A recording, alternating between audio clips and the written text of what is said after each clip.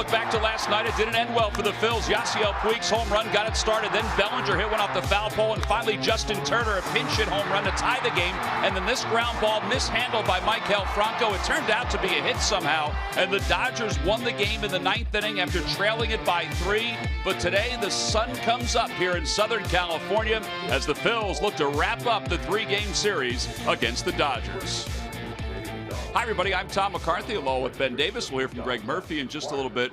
We'll talk more about last night's game a little later on in this open with Pete Mackanin. But let's first talk about the topic of the day, and that's Nick Pivetta making his major league debut for the Phillies. He'll take the baseball this afternoon. Something he will not forget for the rest of his life, just like Mark Leiter Jr. did the other night, taking the ball and at Dodger Stadium, making your major league debut. I hope he just soaks it all in because it's going to be a day he will never forget. I'm anxious to see him, Tom. I'm anxious to see this explosive stuff that we've heard about since his trade coming over from Jonathan Papelbon. He's a 4-pitch pitcher, very good command of his fastball, big curveball, change in the slider, and he's going to be ready to rock and roll today. All right, some particulars about Nick Pivetta. He was born in British Columbia, Canada, went to the same high school as Michael Saunders. As you mentioned, the Phils got him in the Jonathan Papelbon trade. He has been dominating AAA so far this year. And yesterday, Greg Murphy got a chance to catch up with Nick Pivetta. All right, thank you very much, guys. Yes, here with Nick Pivetta, who is going to make his major league debut here at Dodger Stadium. Just the sound of that has to make you feel very excited. And what are the emotions right now? I mean, you said excited. I mean, I'm nervous, excited. I mean, there's so many emotions that go along with it. I'm happy. It's going to be nice to have my family here, too. It's just there's so much history here at Dodger Stadium, too. So it's an honor to be able to be here right now. You know, we just watched a couple of your highlights from the Lehigh Valley, and you were pitching with so much confidence. How are you able to take that confidence from AAA and bring it here, or are you able to? Yeah, I mean, it's the same game down there as it is up here. There's a lot of ex-Major League players that are on the cusp of being here or have been here before. So just the comparison of both leagues, they're very similar. So it's just got to go out have the same attitude, the same mindset as I would down there up here. I know you grew up in Canada. Obviously, you were a Blue Jays fan, and you have said that Roy Halladay was one of the guys that you watched growing up, one of your favorite players.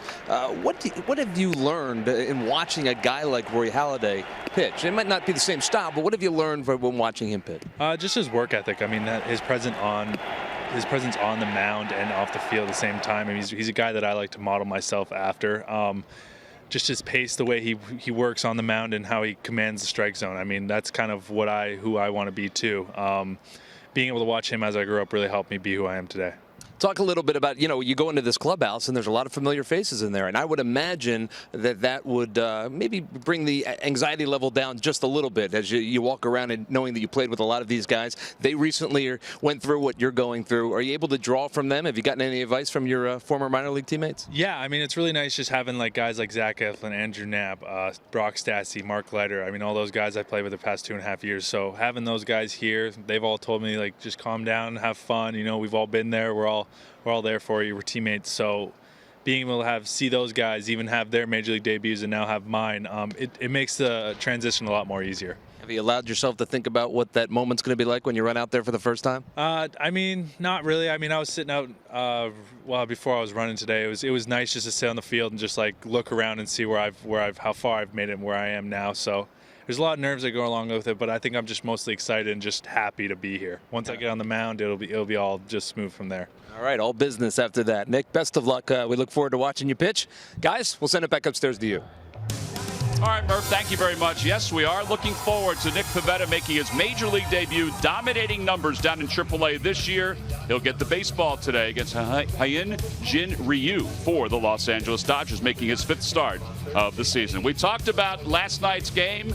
We'll discuss it again. We'll catch up with Pete Mackanin when we return to Dodger Stadium. Phillies baseball is brought to you by Xfinity. Xfinity X1 will change the way you experience TV. By Toyota. Find your favorite model today. Toyota, let's go places. By Citizens Bank, official bank of the Phillies. Visit citizensbank.com. By Coca-Cola, taste the feeling. And by Independence Blue Cross. Live fearless. Learn more at ibx.com.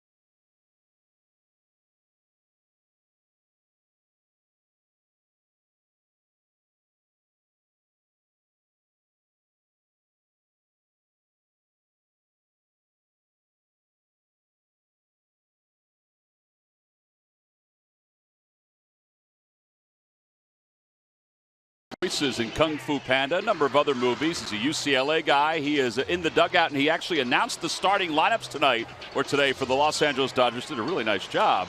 And getting a chance to say hello to some of his favorite Dodger players. Well, last night, some of those Dodger players were bringing the lumber. Brought to you by Yellowwood brand pressure-treated pine. So take a look once again. The 3 home runs. Puig had a long at-bat, and then finally got a pitch inside that he ripped into the bleachers in left center field, the pavilion. And then, how about this swing by Bellinger off the foul pole? That's number 2. And then right off the bench, Justin Turner got a high pitch that he clubbed into the pavilion in left field as well. Murph got a chance to catch up with Pete Mackanin about that game and what to do today.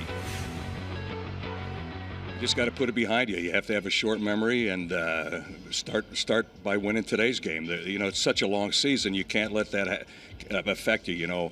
We're going to have games like we did last night. We're going to have teams that we're going to play against, and we're going to do the same thing to them. So that's all we can think about. Did you talk to the guys at all? Not as a group, but I talked to each one individually and told them to keep their head up and just forget about it and go after it. Well, that's exactly what you have to do. The fortunate thing is that it's less than 24 hours later that the Phillies have a baseball game today against the Los Angeles Dodgers. Murph, it was somewhat of a quiet clubhouse early on today. A lot of the coaches were discussing last night's game, and they have had a conversation with Hector Neris about it, and hopefully the Phils can get the ship right this afternoon. You're right, Tom, and I think Pete Mackanin said it best. He said, you just have to realize it's a long season, and that at some point during the season, hopefully, the Phillies are going to do that to another team, and it happens. It's baseball. It doesn't make it any easier to take. I talked to a number of the guys today, and the overriding feeling was just a shaking of the head and saying, you know what, I've never seen anything like that. However, today's another day. It's just 15 hours later, as you said. Baseball gives you that chance to go right back out there and make everything right. And it would be right if they go out there today, play a good game of baseball, and win the game. So that's what they're concentrating on now. Last night is in the past, and they're not going to think back about it anymore. Now, the big question is, who's the closer if the Phillies have the lead? Talking to Pete today, he said, you'll find out in the 9th inning when we have a lead. Let's take a look at the Phillies lineup brought to you by Xfinity. Xfinity X1 will change the way you experience TV. It'll be Cesar Hernandez leading it off, then Galvis and Nava playing left field, hitting third. Franco, Altair, and Saunders in the bottom third of Tommy Joseph, Cameron Rupp, and Nick Pivetta making his Major League debut. Well, Jin Ryu is ready to go out on the mound for the Dodgers. And the first pitch of the day on a sunshiny afternoon is taken outside. We're underway, and it's 1 ball and no strikes. Ryu now 30 years old out of Incheon, South Korea. He has battled back from shoulder issues and elbow issues. That one is smoked the opposite way. Puig got a late start, going back on it, reaches up, and he bobbles it off the base of the wall. Hernandez around second on his way to third, and he will get there sliding. And that is a good way to try to erase last night's memories. It sure is. Come out firing. This is what Cesar Hernandez does. I think that really took Yasiel Puig by surprise, that how much carry that ball had on it. He just got a late start. It was in his glove. He juggled it and went right off the base of the wall. And what made it is the fact that Cesar did not hesitate. He saw this ball was hit deep. Should have been an out, yes. But the Phillies will take it. Cesar will take it. And it goes down as a knock. Yeah, it is a triple. It's his second triple of the year. Ryu 0-4 with a 4.64 ERA. Last start, though, against the Giants, he went 6 innings, allowed 1 earned run and 5 hits. And he wound up suffering the loss. And the Dodgers playing the infield in right out of the chute with Freddie Galvis at the plate. Not all the way in. Well, his velocity will sit right about 90. Change curve slider, starting to really like that changeup. Fastball percentage on the year, 47%. The last 2 starts just at 39%. Well, and there is that changeup. He threw the changeup 43% of the time in his last outing, and that is up 13% from the season totals. So you got to be leery of that if you're the Phillies. Galvis has hit it in 11 consecutive games, batting .268. 1 ball, 1 strike. Change up, line toward right center field. That's going to drop in for a base hit. Hernandez will score. The Phillies jump out to a 1-0 lead. An RBI single that extends Galvis' hitting streak to 12. Pitcher's main objective, throw the hitter's timing off, right? Well, he did on the changeup before that. Freddie Galvis way out in front, able to keep his hands back on the next one, hit a line drive to center field. Well done, Freddie. So back-to-back hits for the Phillies, and now Daniel Nava, who was 2 for 5 last night with an RBI. Pete trying to load up this lineup with right-handed hitters. The only bona fide lefty he has is Michael Saunders in the lineup. 1 ball and no strikes. How about the luxury of the first 3 hitters in the Phillies lineup today being switch hitters?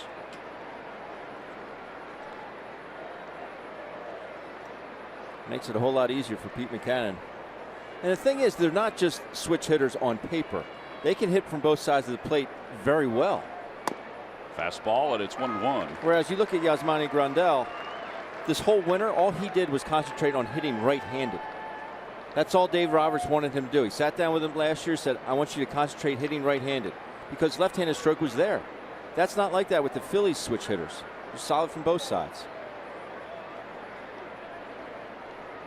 1 ball, 1 strike now to Nava. Change-up hit foul off to the right. Time for our Nissan keys to today's ball game. We heard Pete Mackanin talk about it, but find a way to put last night behind you. It's a tough one to swallow. And Nick Pivetta, take a couple deep breaths and cherish the moment. The only time he'll ever make his big league debut is today. All he can do is cherish the moment.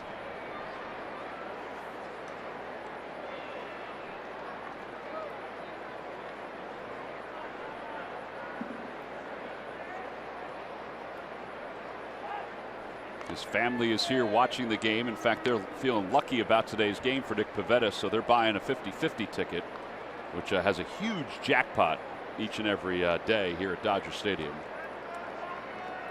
Last night the jackpot was about $19,000. It was 38 grand that was split. How about walking home with that? You could go get another car, Tom. Yeah. Or at least pay for the car insurance. 1-2 is high, 2-2. The Lucky McDonald's Phillies home run jackpot contestant is Greg Dearden of Harleysville. Phillies hit a home run in today's ball game. Greg will win $100. Now at McDonald's, an ice cold delicious soft drink is only $1. I'm loving it. Good luck, Greg.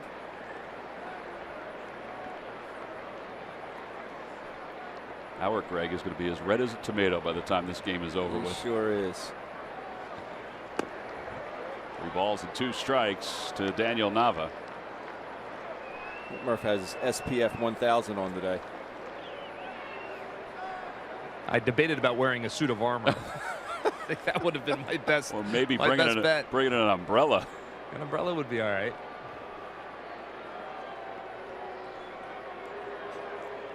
Three balls, 2 strikes. Galvis takes his lead off first. And there's ball 4. So Nava draws a walk. And the Phillies have runners on first and second with nobody out. Lost in last night's game, and Dave Roberts acknowledged it about the way his pitchers pitched. The fact that the Phillies were 2 for 15 with runners in scoring position. A lot of folks were saying that was the kind of game that they should have had 10 runs instead of 5 runs. Mm-hmm.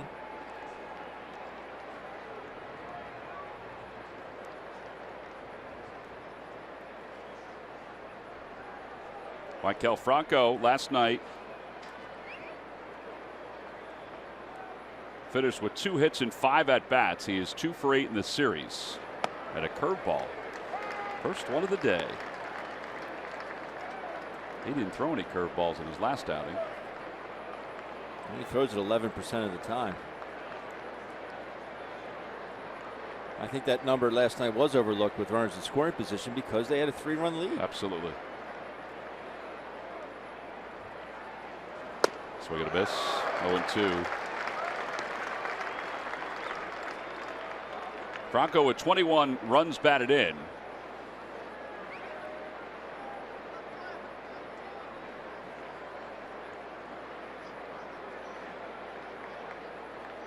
Maikel's pitches per plate appearance are up just a tad, just as the Phillies as a team. Their numbers are up too.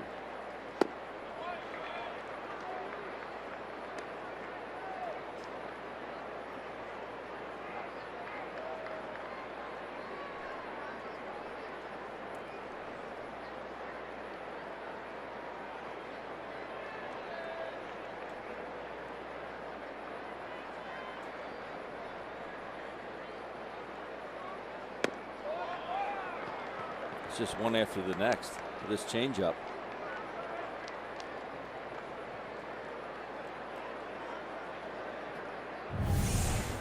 That's a good take by Michael.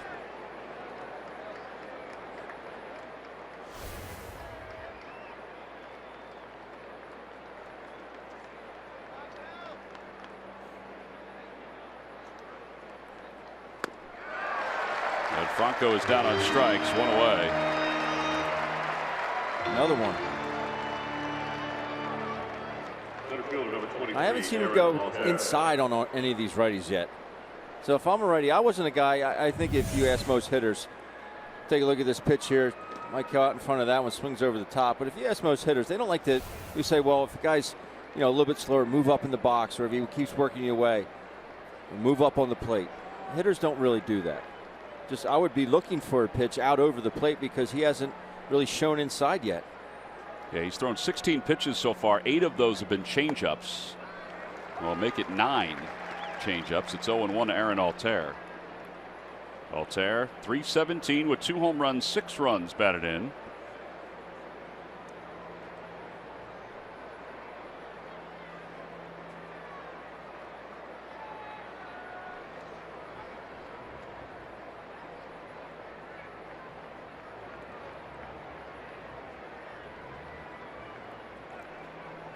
Ryu missed all of 2015 with a labrum issue in his left shoulder, and then pitched in one game last year and all of a sudden was having elbow problems, and he had surgery on that elbow. It wasn't Tommy John surgery, it was just to clean it out.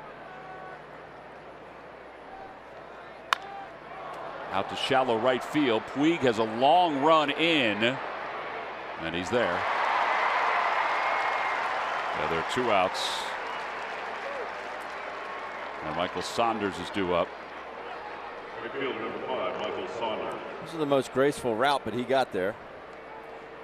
Yeah, I didn't see any of the umpires put up the infield fly, which they can do with balls into the shallow outfield, because I don't know if there's anything routine about that.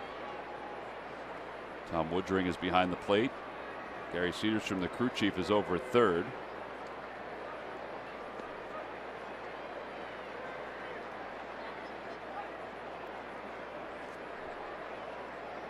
All right, so Michael Saunders now up with 2 men down. Run is in. The Phils with runners on first and second. Rendell giving signs what bag he's going to throw to. Should both runners take off, he might go after the trail runner at times. It is remarkable to see the amount of off-speed pitches that Ryu is throwing. 19 pitches, and he's already in double digits in changeups.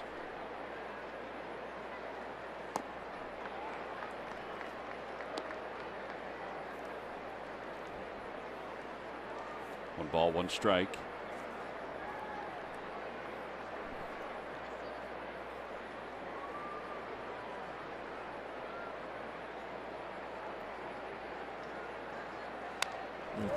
He finally came inside, and now it's 1-2.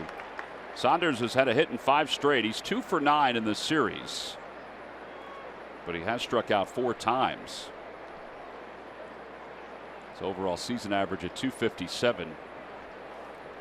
His on base percentage dipped under 300 with last night's game.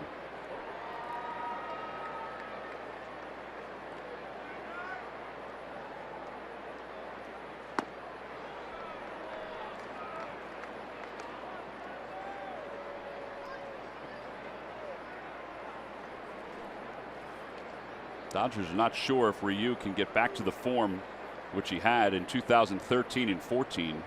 He won 14 games in each of those years.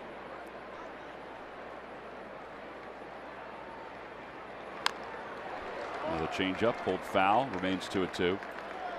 He's a big guy. He's 6'3". He's a little chunkier than he was back in 13 and 14. Part of that could be the arm injuries, but a lot of times guys come back in way better shape when they have those arm injuries. Hard to believe, though, over his last 2 starts, starting a batter off with a changeup 31% of the time. Swing and a miss. Throws the changeup, and he gets Michael Saunders. 2 strikeouts in the inning. The Phillies do get a run on the single by Galvis. 1-0 Phils as we go to the bottom of the first.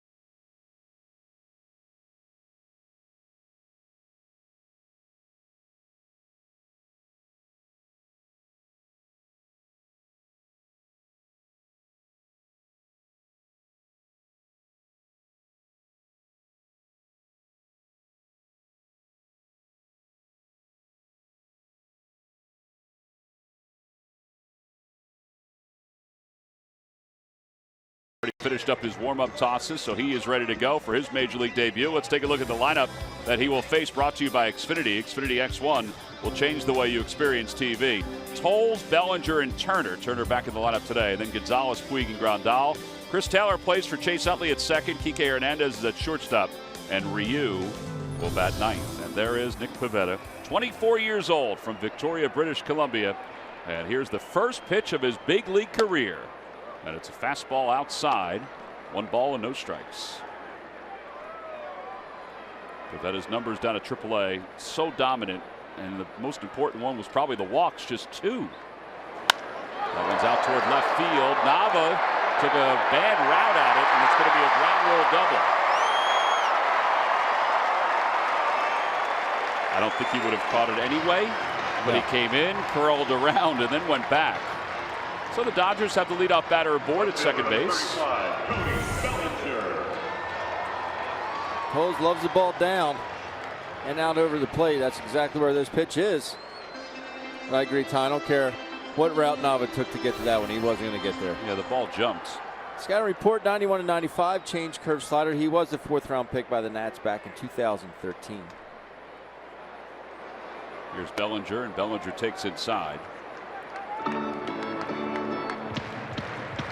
Phillies feel like they have a game plan against Bellinger that was not executed well last night in his final at bat, and probably not early on in the game either. He had 2 home runs last night.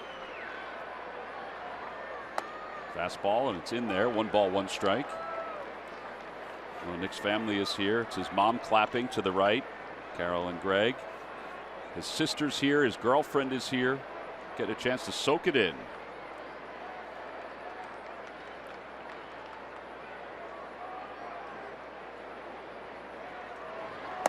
Another fastball, 95, and it's easy too.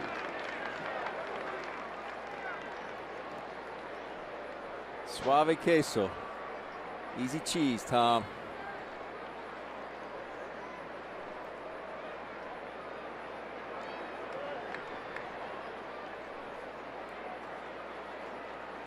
To the right side, that'll get the runner over to third. Cesar's going to hurry, and he throws high, and Bellinger's safe at first.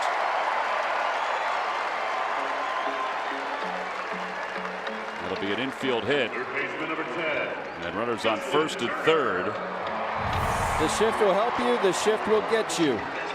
Bellinger does his job, advances Tolles to third base, but he just flat out beats it. Hits it into no man's land.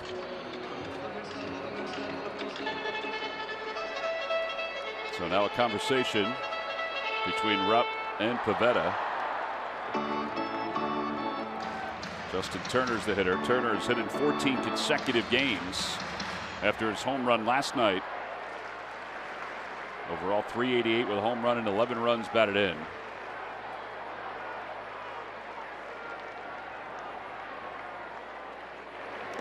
In the dirt, and it's 1 ball and no strikes.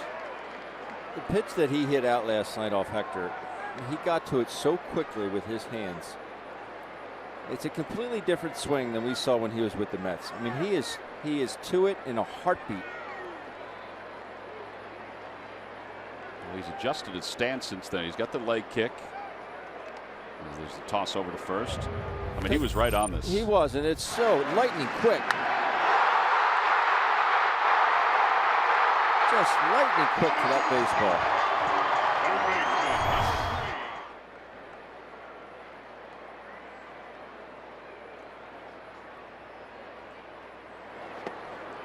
Breaking ball, and it's 2-0 to Turner.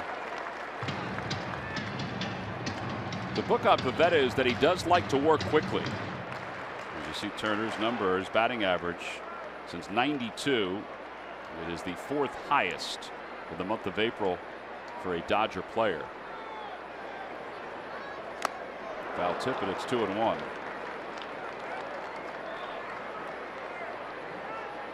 Pivetta last year between AA and AAA was 12-8 with an ERA of 3.27. When the Phillies acquired him from the Nationals, he had a record of 21-15, which was good, and a solid ERA. Since they've picked him up, his record is 17-10 in the minors. Boy, it'll be a nice time for his first big league strikeout right here.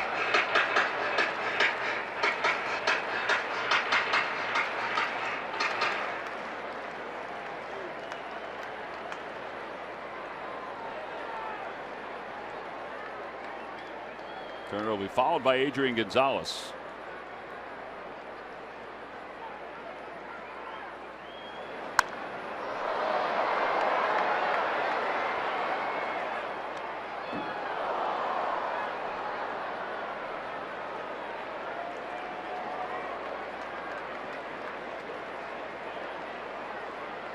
I would think that there's a nervous pit in all of his family's stomachs right now.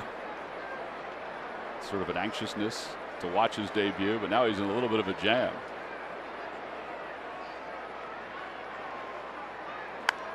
Another foul ball. He went away from the fastball. Think about it, though. I mean, your kids have moved through Little League, and you know I have one in Little League right now, and it's like you're anxious for them playing Little League. Right.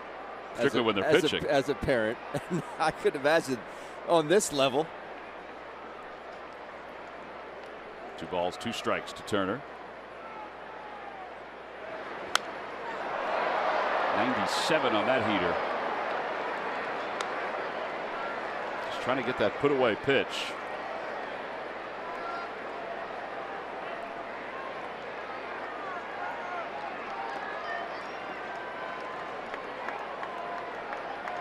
This is where Jamie Moyer would yell into the hitter what was coming and he'd throw it. After about 20 years in the majors. He would.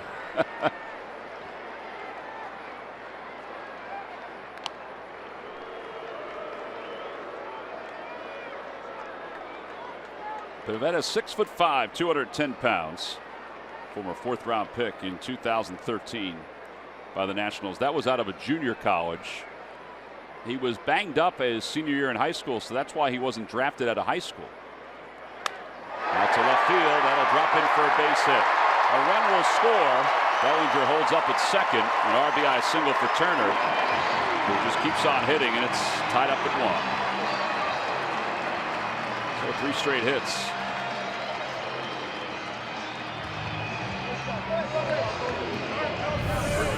Number 23, Adrian Gonzalez. Quoting our pitchcast presented by Mazda, he was in the strike zone the whole time, and that breaking ball was hung out there over the plate.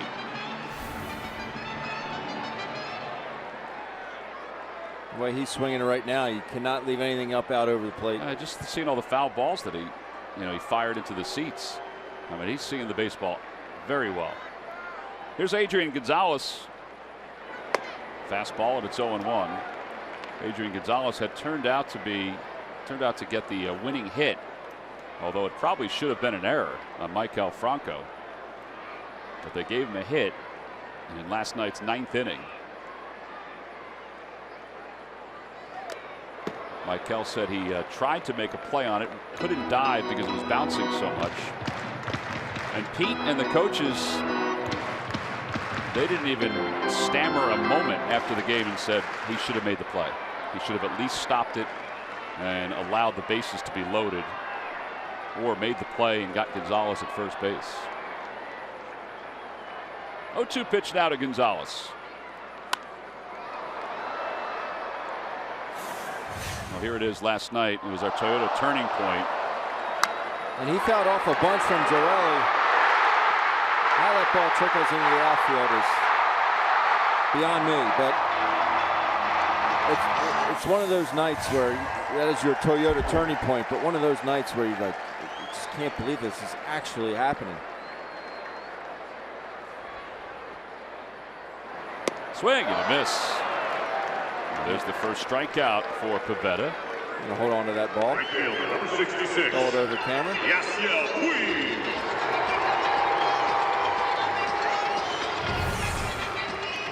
This is straight filthy. Talk about a curveball with some depth on it. Mama's happy. That's so great. And now Yasiel Puig. Make sure Murph keeps an eye on that baseball. Make sure it got into the dugout. Otherwise, he'll call security. Puig 1 for 4 last night. The one was the home run.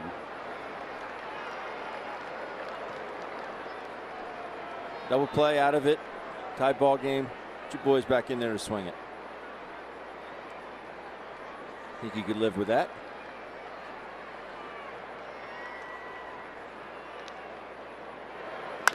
There you go. Bouncer was short. There's one. And Hernandez hurries the throw over in time. A 6-4-3 double play. So he's able to manage his first inning. He does allow a run after 3 consecutive hits, but then gets the next 2 hitters. We're tied at 1 as we go to the second here at Dodger Stadium.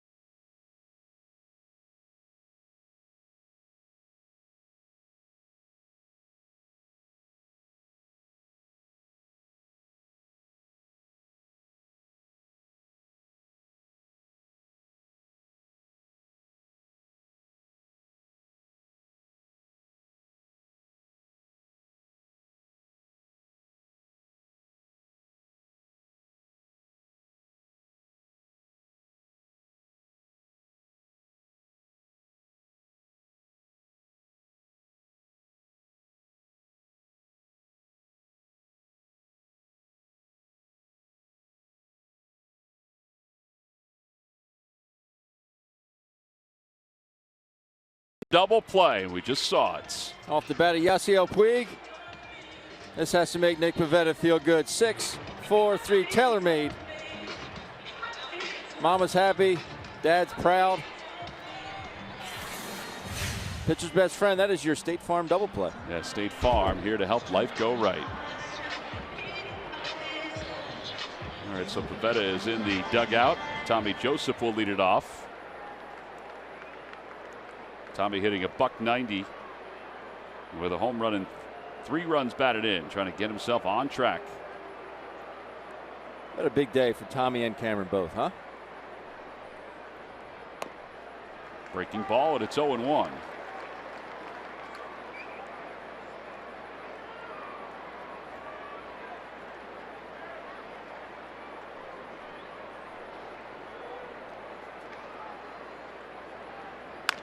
To the right side, and ranging that way is Taylor. And he throws out Tommy Joseph. 4-3 on the putout. And one away now for Cameron Rupp. Number 29, Cameron Rupp.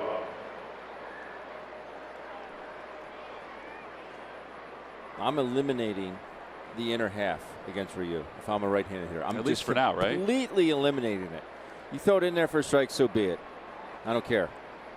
Until I get to 2 strikes. I'm diving on the outer half.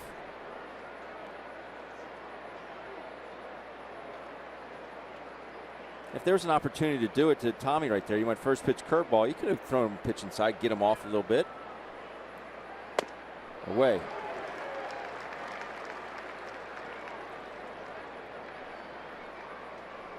Andrew Knapp caught last night's ball game. Had a big night, but it was predetermined that Cameron was going to catch Pivetta today. They worked yesterday, talking about some of the hitters and what they were going to do. Off speed pitch, 0-2.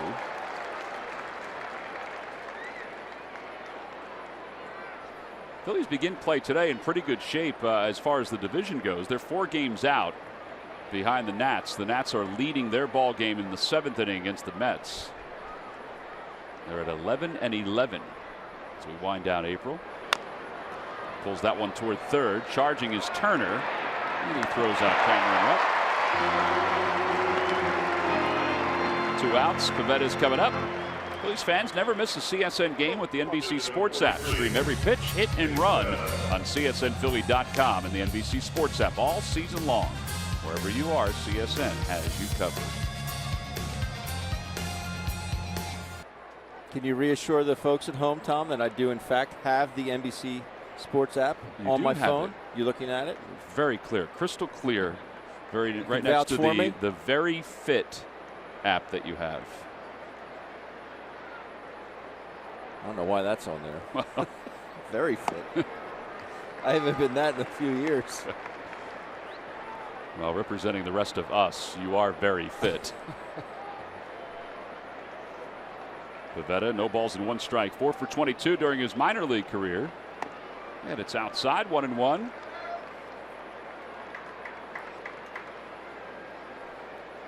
Pretty cool first guy for Nick to strike out, Adrian Gonzalez. Absolutely.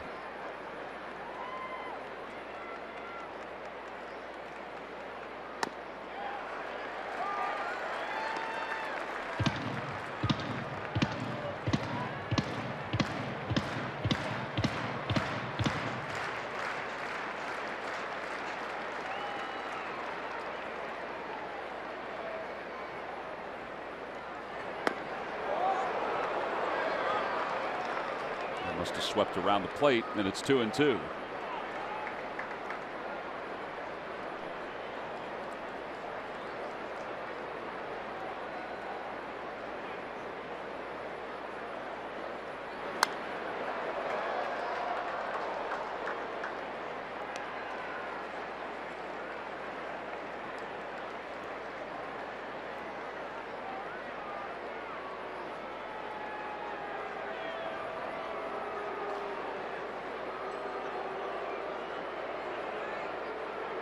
Curveball. That's the 3rd strikeout for Ryu, who's retired 6 straight since allowing the first 3 runners to get on base. We've completed 1.5. We move to the bottom of the 2nd, tied up at 1.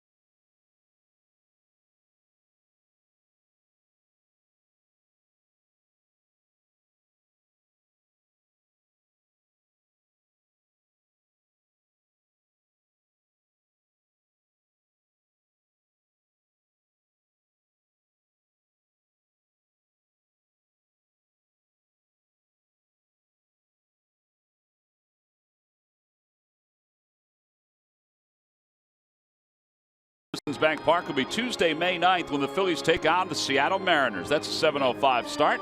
Tickets can be purchased by going to Phillies.com. Home half of the second inning on a warm day here in Southern California. We have been lucky with the weather, as you usually are out here. Nick Pivetta made the last out, so he's just now finishing up his warm-up tosses.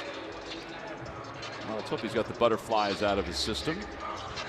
And he will face Yasmani Grandal to start things off.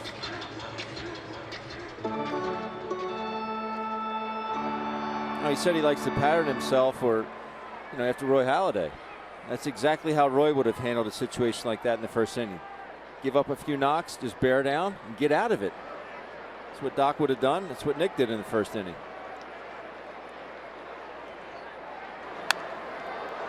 First pitch is fouled away. Pivetta went to the same high school as Michael Saunders.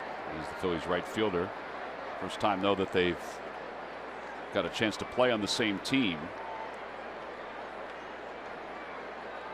R.J. Swindle, sidewinding lefty for the Phils. Ground ball right side. Cesar Hernandez up with it. And he throws out Grandal. Pivetta said that when he was a kid and Roy was pitching for the Blue Jays, every game he was starting, Pivetta said he arranged his schedule to watch him pitch. And he tried to pattern the way he attacked hitters off Halladay. He did get a chance to meet him this past spring at a charity event. I think we told that story during spring training, where he was kind of lurking around Doc. And Doc is somewhat of a quiet guy. And he realized that Pivetta was there, and he knew that he was going to be introduced to him that day. And he stopped and turned and realized that that was the young man that has been stalking him for all these years. 1 ball, no strikes to Chris Taylor. 1-1. The ball just explodes out of his hand, doesn't it? That's just free and easy.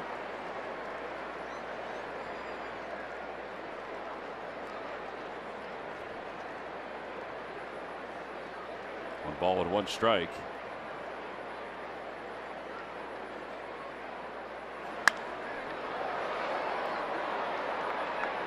You're right, though. You talk about easy cheese or easy fastball. That's what his 95, 96 mile an hour fastball is. That gentleman made a pretty nice grab.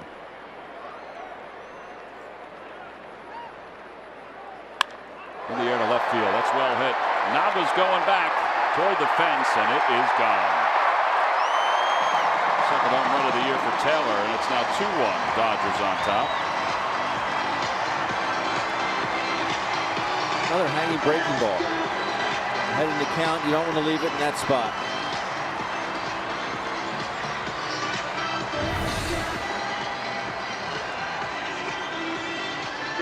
He knew it. Pretty much the same spot that Justin Turner hit his ball down the line. Kike Hernandez played right field in game 1 of this series, now playing shortstop today. And he swings through the first pitch fastball.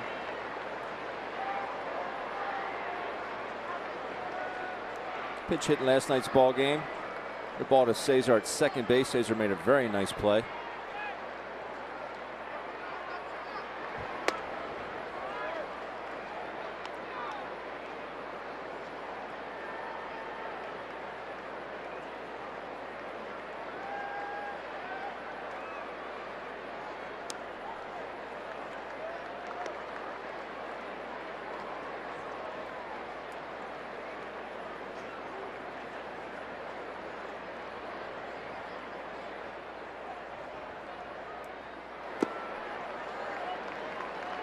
Now behind 3 balls and 1 strike.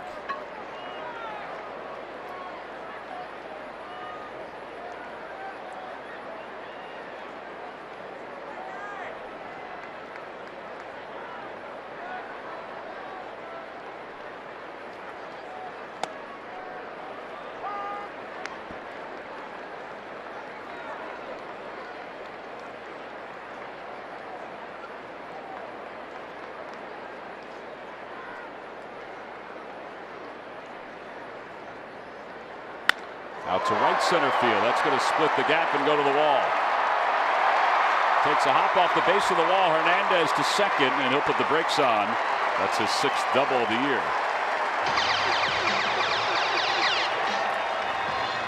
Already 3 extra base hits for the Dodgers.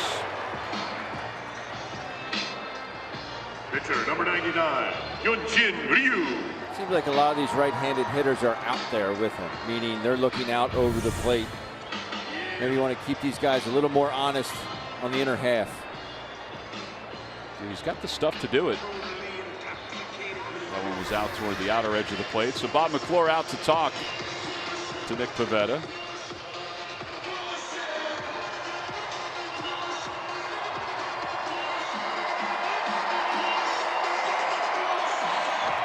He's got 1 man down, runner at second base, a run in here in this inning.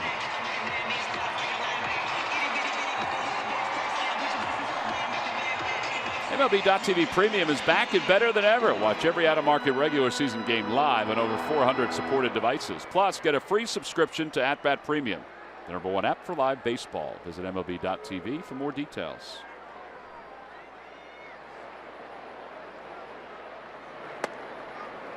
Ryu is a lifetime 179 hitter, hitting .167 so far this year, 1 for 6.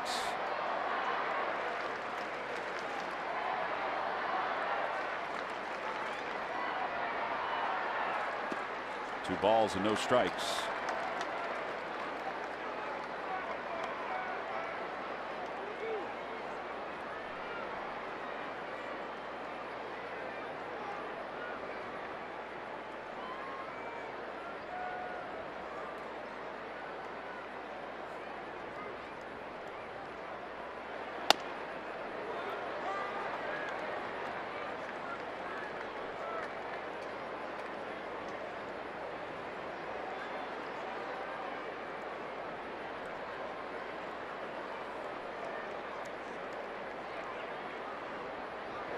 Way outside, 3-1. Mentioned he only walked 2 batters in AAA this year. Phillies tightened up his mechanics over the last couple of years, and that has enabled him to have much better command, at least in the farm system.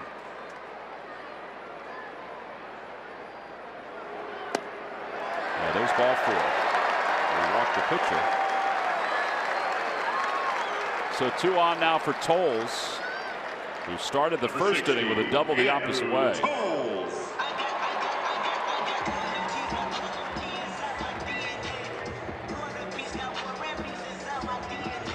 I know it's tough to calm the nerves down of a young pitcher, and you try to do it as best you can, but ultimately it's within himself to do it. It looks like he can't get it and throw it fast enough. Take a deep breath. That's why it was one of my keys. You have to really take a deep breath, breathe. See that mitt, reach out, try and hand it to Cameron Rupp. Well, we talked about him having a good pace. He's got a quick pace to the plate, but this is even probably a little quicker than he's used to.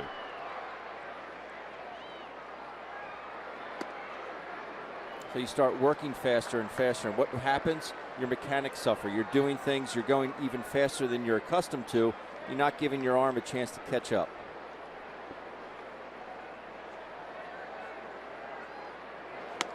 Off-speed pitch, and it's 1 ball and 1 strike.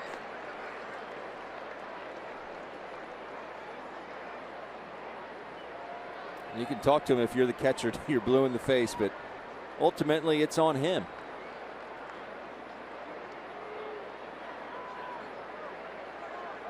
Pickoff play, and he slings it right into center field.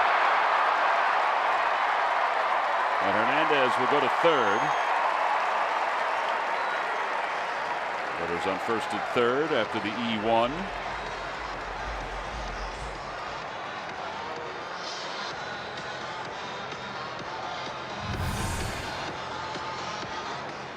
Just gets a spike caught.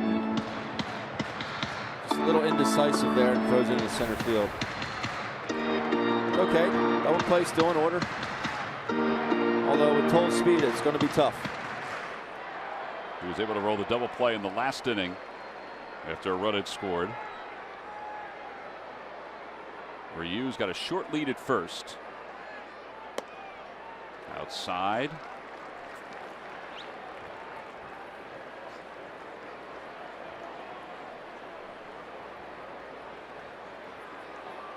Tommy's going to play behind him now because of that short lead.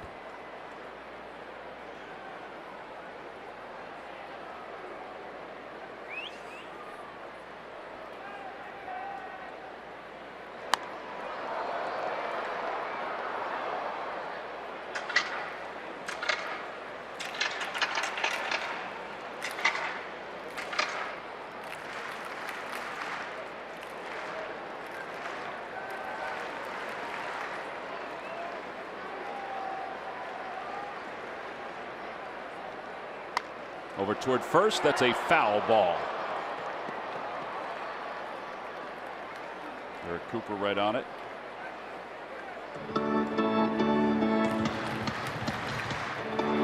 That would have been a tough double play to turn. Most likely would have just gotten Ryu at second base. Concede Hernandez scoring from third.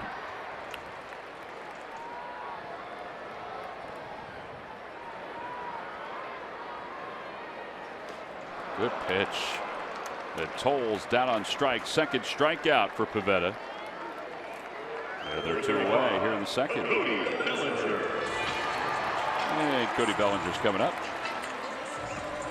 Let's take a look at the pitch sequence to that batter. Starts him with a hook. Good changeup. 86 miles an hour. Doubles up. Fastball down and away. Nothing Tolles can do. Comes back with another hook. And then the big one. Well, he can see his way out of it by getting Bellinger, who singled his first time up against him. A high fastball, 0-1. You can see Pivetta out there. He's already back on it, breathing hard. Obviously easier said than done. It's your major league debut at Dodger Stadium. Same place you made your debut. First game I started. Oh, okay. First game I started. I had one at bat the year before, and well, that back then it was Bank One Ballpark in Arizona. Wow, this is cooler than that. But this was my first start. Was here. Called Andy Ashby.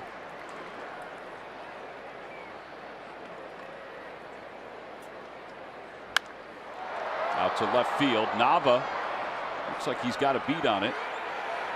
And the inning is over. So a run does score in the home run by Taylor. It took a few pitches, but Pivetta has gotten through the second. We'll head to the third. Top of the order is due up for the Phils when we return.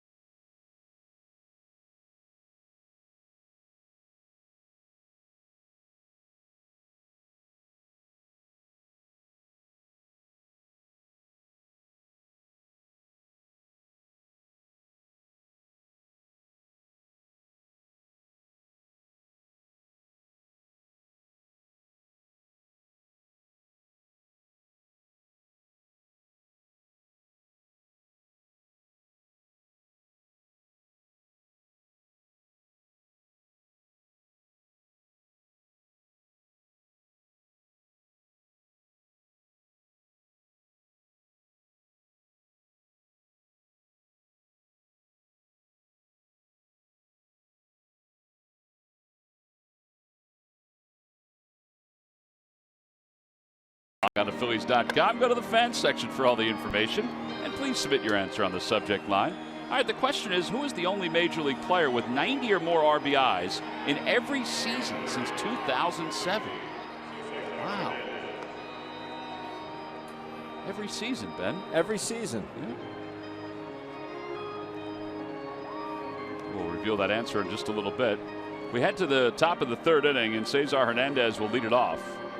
Cesar's probably, he and Freddie have had the best approach, not because they got hits, but just their general approach against Ryu.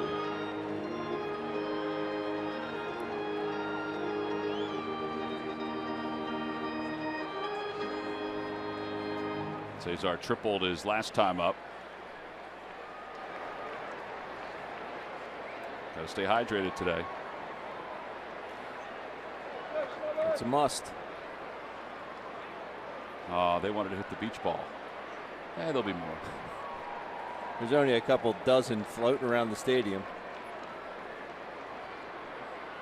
Local gas station around the corner must have had beach balls that looked like soccer balls, because there have been a bunch of those here this weekend. First pitch breaking ball to Cesar is in there. It's 0-1.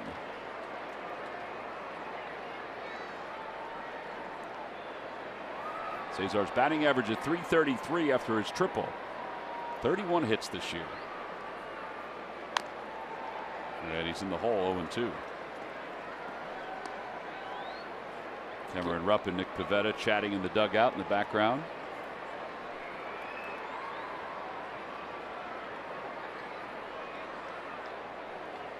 They have a game plan. It's just, trying to manage that and execute it.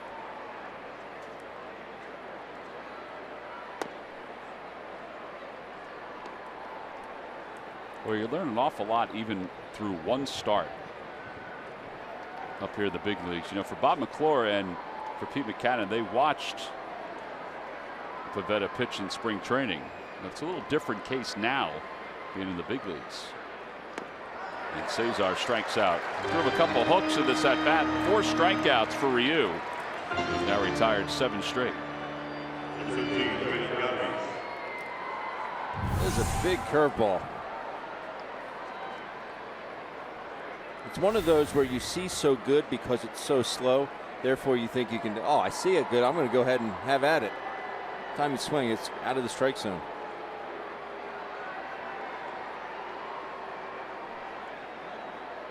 One man down, top of the third. Freddie Galvis, the batter. Freddie's the only one in the starting lineup that had any ABs against Ryu. He had 3. But his hit today was his first one against him.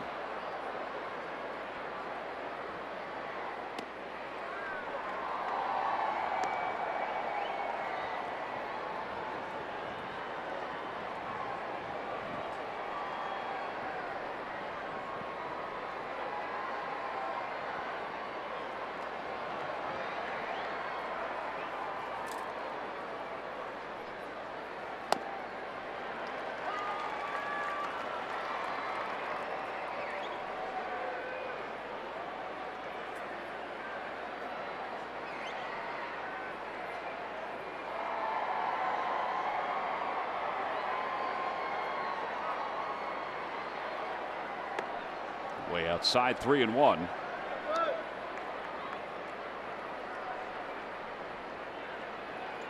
Dodgers signed Ryu to a 6-year, $36 million contract when he came over from South Korea. He is signed through the 2018 season. Galvis in the air to left field, and Bellinger will size it up. One-handed grab, 2 outs. It's almost to the point where you can eliminate the inner half and you can also eliminate a fastball. Freddie had a 2-0 count, soft. 3-1 count, soft. Amazing.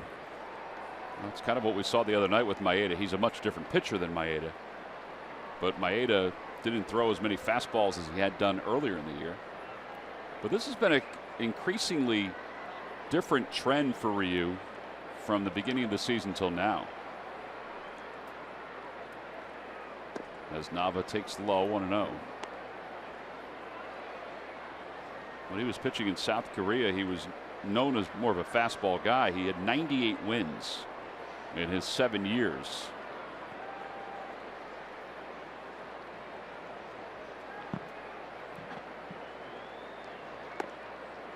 Never liked facing guys like this.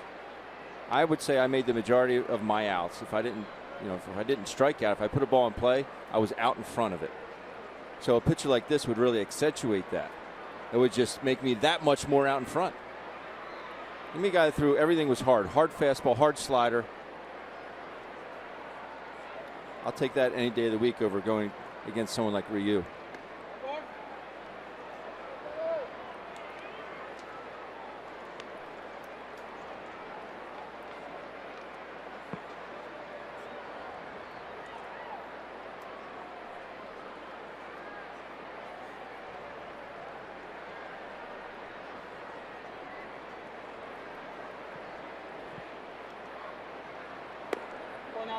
In ball 4, so Nava walks for the second time.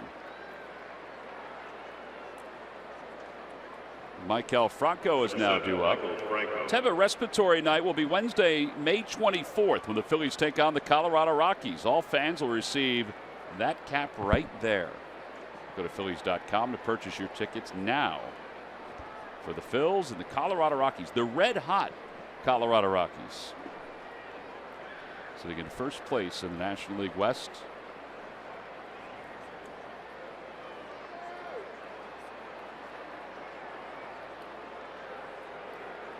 Franco struck out his first time up.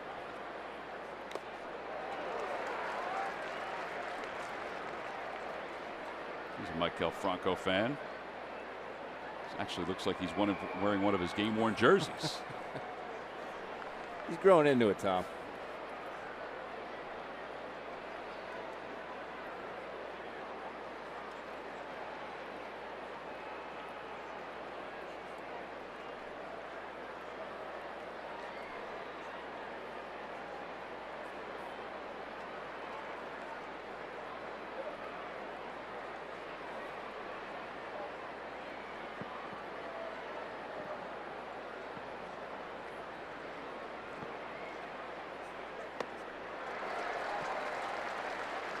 Boy, these swings have not been crisp for Michael Franco here today. Now, Ryu went at him with the slide step changeup.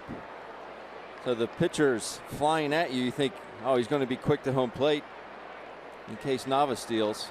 So therefore, you think, I got to go get it. The ball just never gets there with that changeup.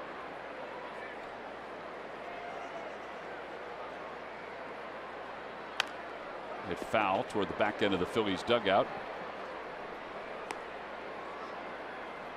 Is this a tough park to see the baseball during day games? I never thought so. Although those uniforms sure are white. I always thought that the brightest was at Oakland. With those pure white unis with the white shoes. And it just seemed like it was very glary in Oakland. That's interesting. I wouldn't have thought that was as impactful as, let's say, the batter's eye or, you know, or the number of white shirts in the stands. You know, the batter's eye here, folks say it's usually pretty good. It's really faded. It has faded. You know, it's you're making a lot of money out there. They could have invested in a new batter's eye that was a little crisper. And they could have strategically placed the speakers in different areas. It is very loud here. Wow. Makes for a raucous atmosphere. In the dirt. 2 balls, 2 strikes.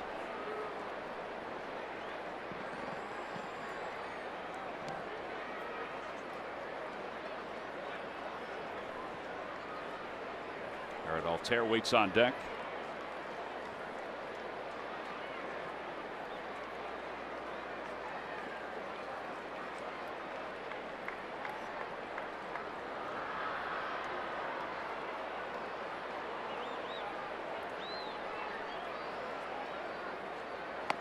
And he got him again. Threw him another changeup. That is 5 strikeouts for Ryu through 3 innings. Justin Turner will lead it off for the Dodgers when we come back to Southern California.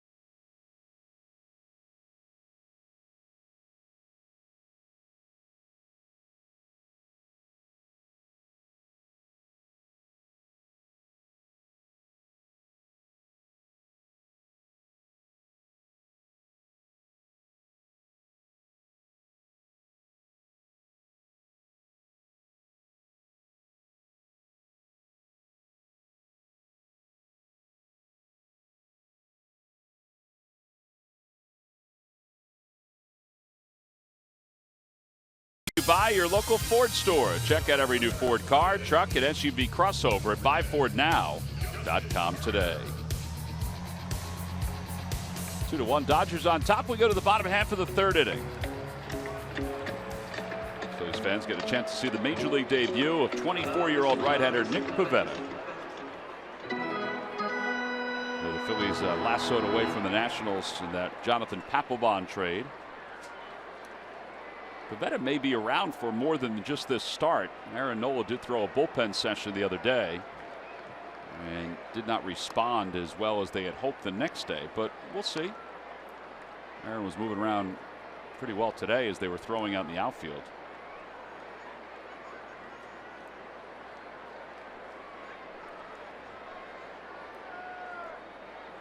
One ball and no strikes to Turner. And a fastball just off the inside part of the plate. Cameron wanted that pitch. Turner just stands so close to home plate. That open stance, but he's all over it.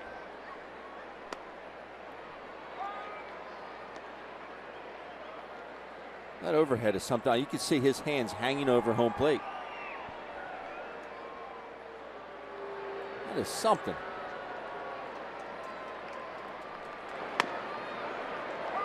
It's the same pitch as ball 2. This one got the inside part of the plate. He's 2 balls, 2 strikes. He's questioning that, and that was almost middle. I think he learned that from Daniel Murphy when he was with the Mets.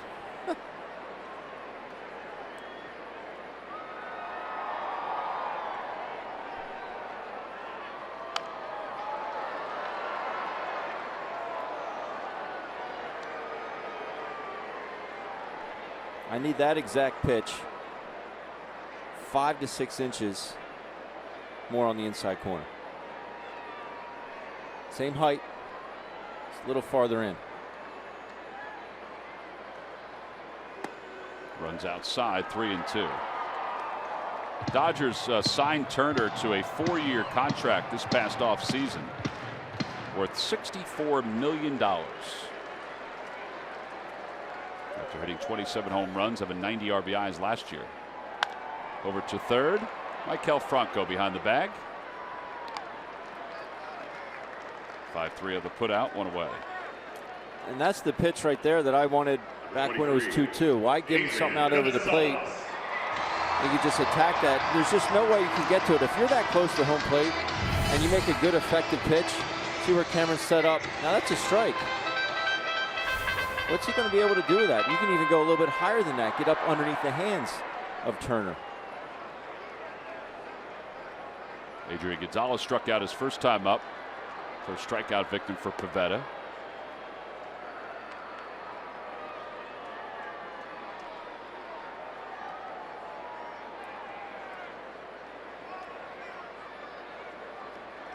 And time is called. Beach ball gets out onto the field. Yasiel Puig waits on deck.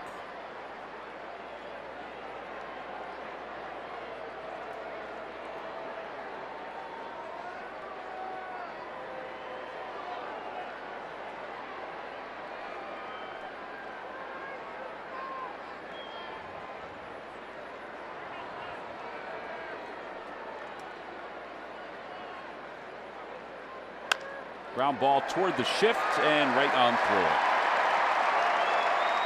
A single for Adrian Gonzalez. And the Phillies have had Brock Stassi, Andrew Knapp, Mark Leiter Jr., and Nick Pivetta make their major league debuts already this year. First time since '70, Phillies have had 4 players make their major league debut before the end of April. Now that's good because it shows depth.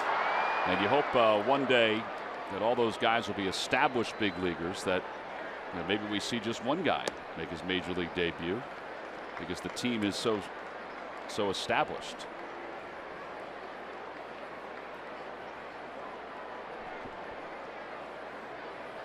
Puig hit into a 6-4-3 double play his first time up.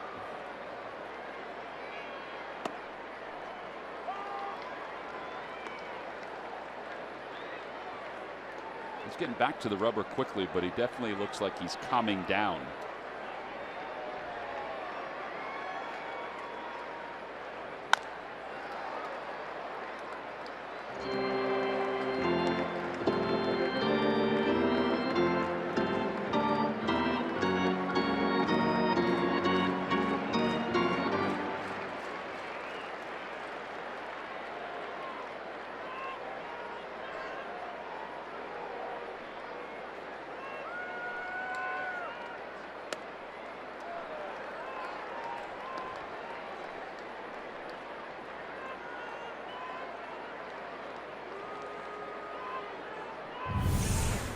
look at this with pitch casts. Pretty good Top spot. of the zone, yep. And Yasiel Puig strikes out. Third strikeout for Pivetta. Yeah, with 2 outs, Grandal's coming up. It's the same pitch. Almost the same location. Puig way out in front.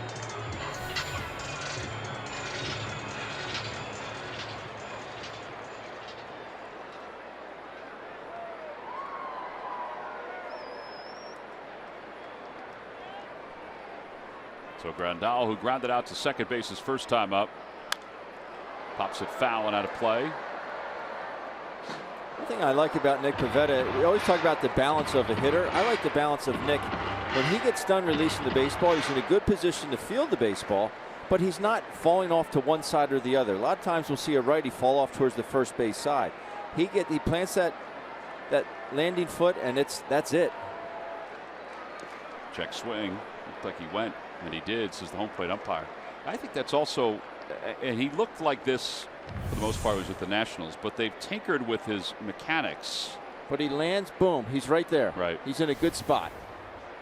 And what does that help you do? It helps you repeat your delivery. Do the same thing every time. 0-2 pitch coming to Grandal. And he can't get on top of that breaking ball. It's 1-2. Pivetta, when he was acquired from the Nationals, and he even admitted this too, is that he was a little jumpy, just trying to establish himself with his new club. 7 starts for Double-A Reading. He walked 19 batters in those 7 starts. And we talked about how good his command has been. He also had an ERA of 7.5 when the Phillies acquired him from the Nationals. But he's worked hard the last couple years to get better, and he has. And he also had the thrill of pitching in the World Baseball Classic this past spring. Out to left field, Nava on the run, and he's not going to get there. It's going to be a ground rule double. And that'll put runners on second and third.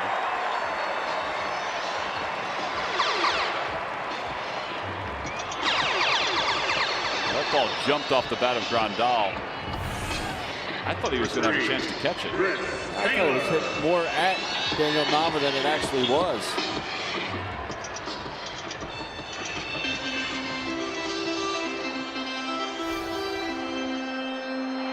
Ball does jump here during the day. Well, now Taylor, who homered his last time up.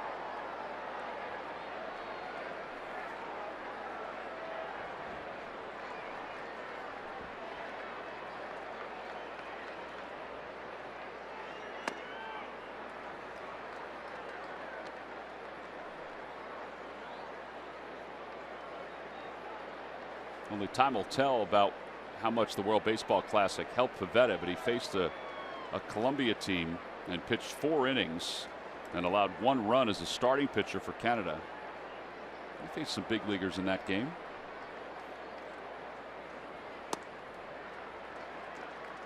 And now Rupp goes out to talk with him.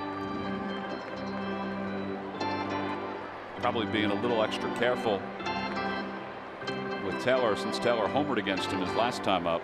He was ahead in the count 1-2, and he hung a breaking ball, but I'm still not seeing any type of effort to get fastballs inside. He was able to get Turner to ground out to third base, but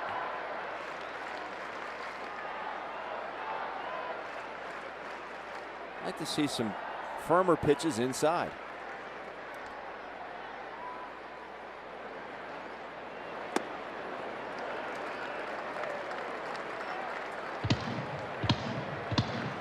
I think he'd be swinging here.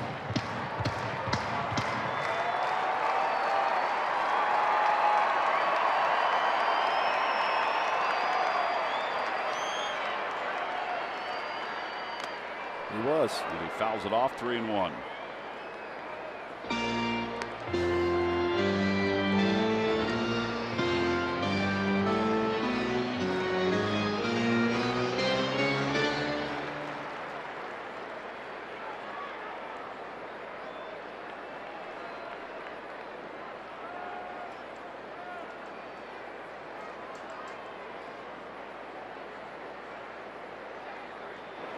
Good pitch. 3-2. A 3-1 breaking ball.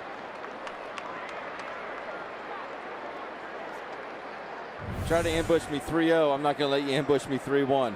I don't care if I walk you. I have a base open.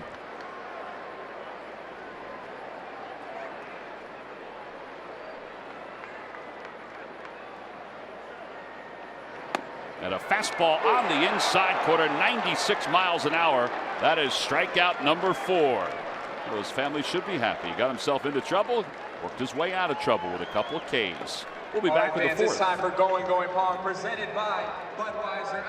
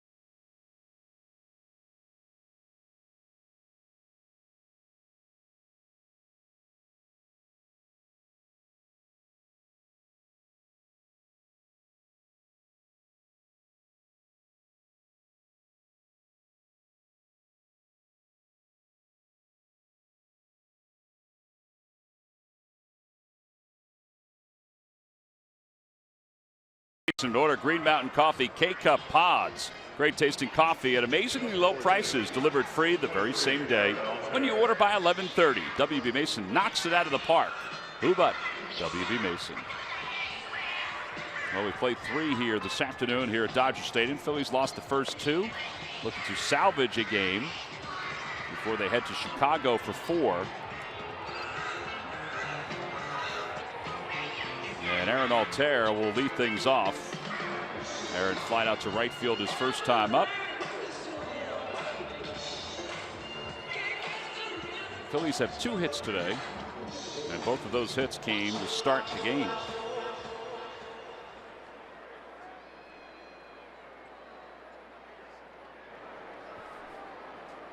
It'll be Altair, Saunders, and Tommy Joseph, with the Dodgers leading at 2-1.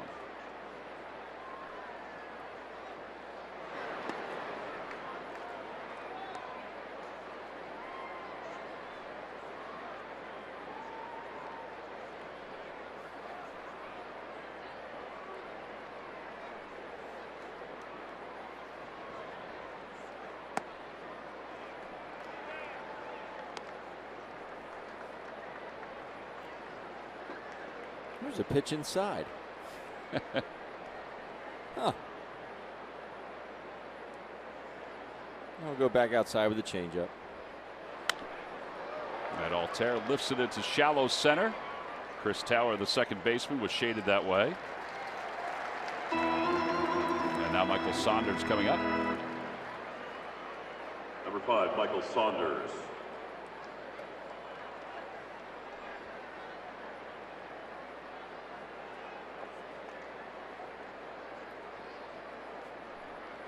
Saunders struck out his first time at the plate.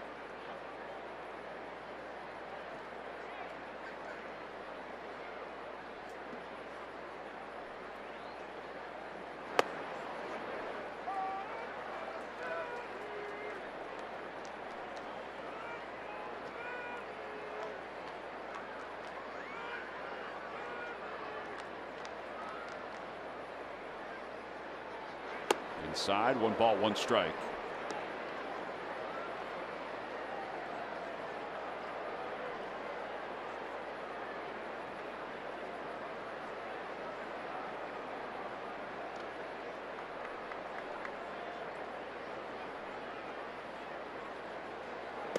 Check swing, they appeal, no swings. This is Gary Cedarstrom, the crew chief. Tom Woodring is the home plate umpire. first made his major league debut in 2014 at Yankee Stadium.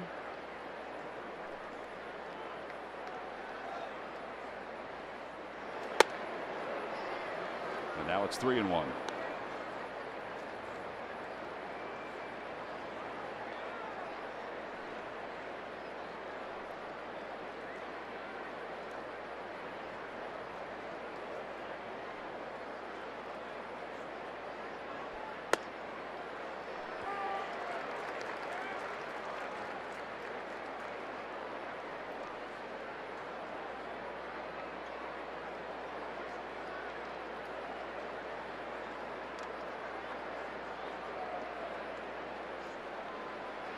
Fastball and a strike 3 called.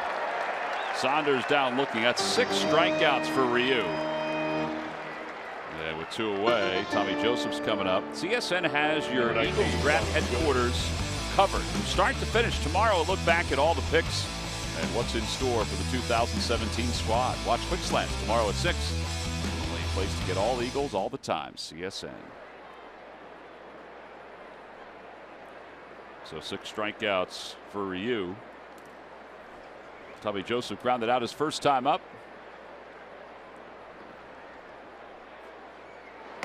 Had a change up and it's 0-1.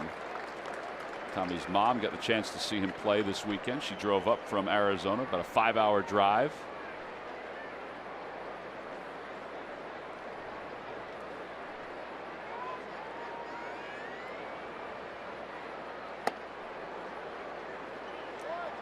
He got wind of the fact that we were joking about the bubble gum on top of his hat last night when things were going well for the Phillies. He was hoping that somebody would have helped him out and told him. Curveball, and it's 1-2. He actually called Murph over and he said, Murph. And Murph went over towards the dugout and I said, I thought we were tighter than that. That's a true story. That's and funny. I said, look, I'm not in control of the cameras here at Dodger Stadium. That's right. They found you. I said, and I can't control Tom and Ben either, what they say. I saw him last night at the hotel, and he just laughed when we brought it up. There remains 1 ball and 2 strikes.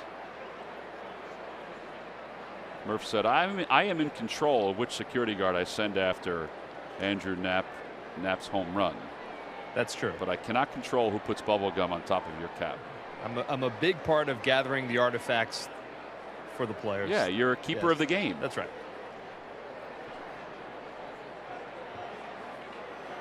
Breaking ball, and swung out and missed. Tommy Joseph is struck out. He'll be tagged by Grandal. 7 strikeouts for Ryu. We played 3.5 here at Dodger Stadium, and the Phillies trail it by 1.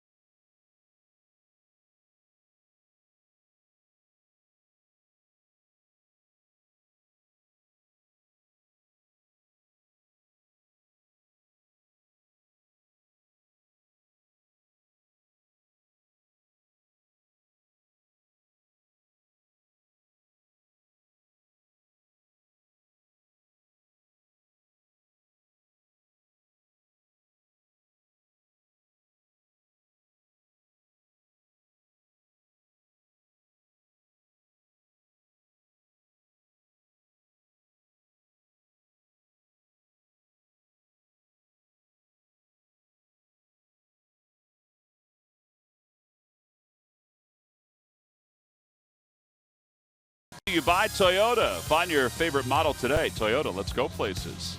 And buy WB Mason. Who bought WB Mason for fast free delivery? Nobody does it better. Well, you're not too far from the Hollywood sign here at Dodger Stadium. In fact, as we were coming into the ballpark for the first time on Friday, Scott Franzke pointed it out to Larry Anderson. And that took a few seconds, a few minutes, until Larry was able to locate it through the trees. When was that put up? 19 what? 1923. As Kike Hernandez takes a strike, it's 0-1. Kike Hernandez doubled his first time up. He was behind 2 strikes when he did it. Out to left field. It's not deep. Galvis is there. He says he has it. And 1 away. Saturday, when the Phillies take on the Washington Nationals, it's the Fanatic About Reading Night at Citizens Bank Park. A free Fanatic children's book for kids 14 and under. Sponsored by Comcast. Go to Phillies.com to purchase your tickets today.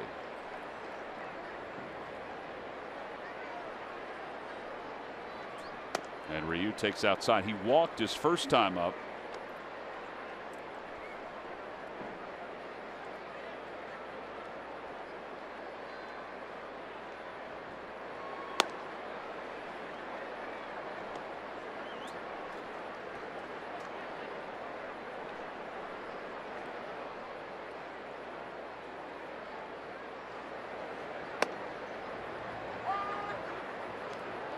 Well, Ryu was taken all the way there, but if I'm him, I just stand in there. I don't back away.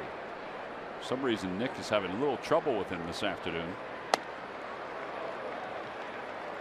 That looked like a 2-seamer. Took a little off it. 2-2.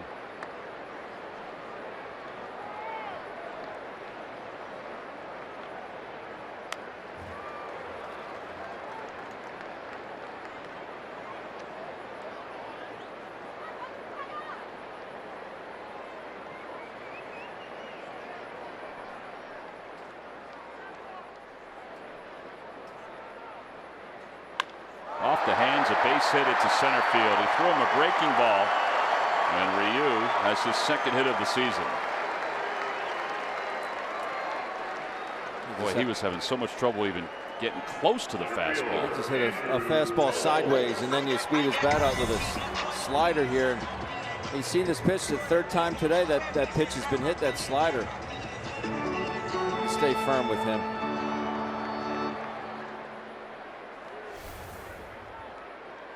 So now Tolles struck out his last time.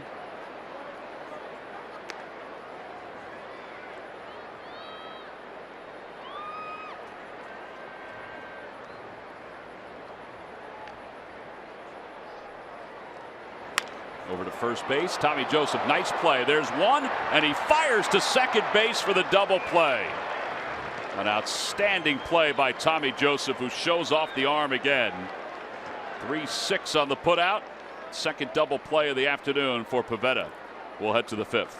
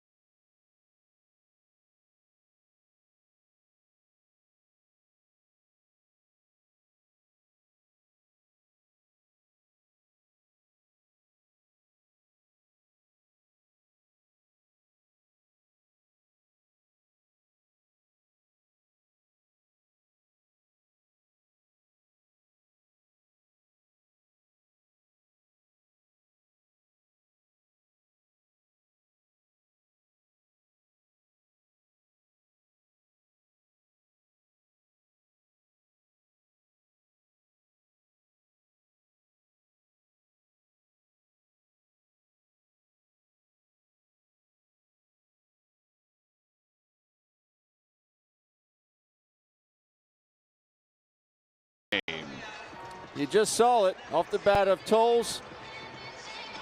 Tommy Joseph gets it on the short hop, tags first base, and shows off that gun. We've seen him throw it now quite a few times this season. He loves throwing it. Why not when you got a cannon like that? 3-6 on the double play.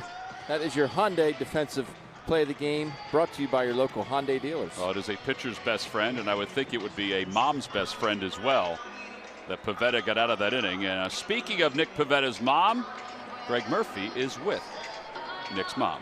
I am indeed, and yes, we're all celebrating here in Section 16 those double plays, because double plays are a pitcher's best friend.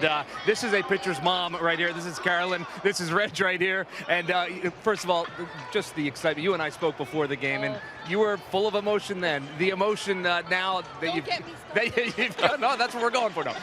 That you've seen your son out here on a big league field. It's huge. Yeah, it's ridiculous, right? Like we've always thought he could make it because he is so committed to this game, and we hoped this day would come, and now it's here, and it's everything we dreamed of and a little bit more.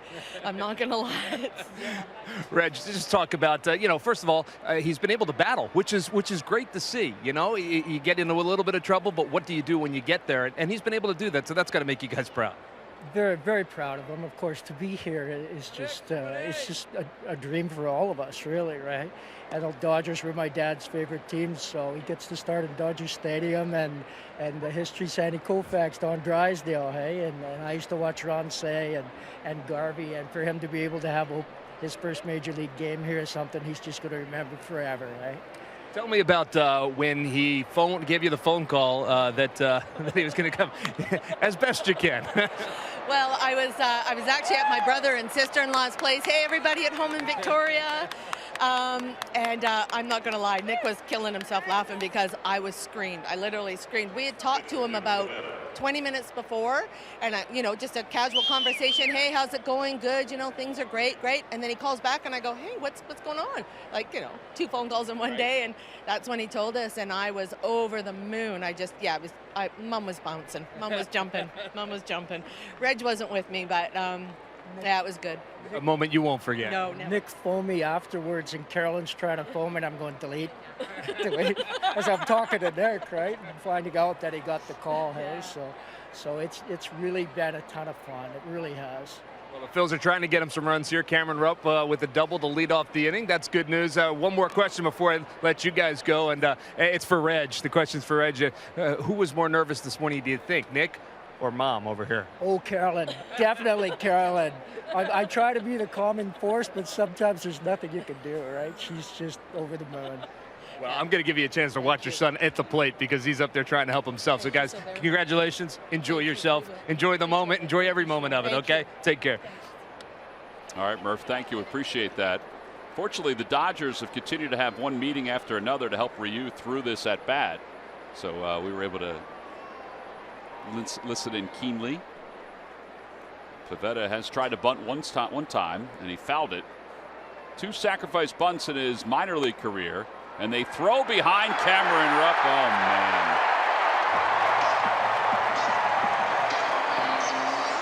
Hernandez snuck in behind, and Cameron was frozen as if he was in quicksand, and it just didn't get back. It's easy to just say that can't happen, but it can happen. Once you get out there, you see Kike Hernandez get in behind Cameron. Grandel comes out. And he wants to get that good secondary. I won't make any excuses for him. 1 ball, 1 strike now to Pivetta. And 2-1.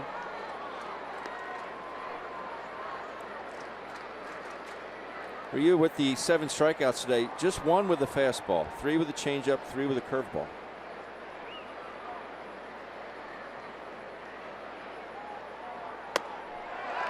.89-mile-an-hour fastball. And it's 2 balls and 2 strikes to Pivetta.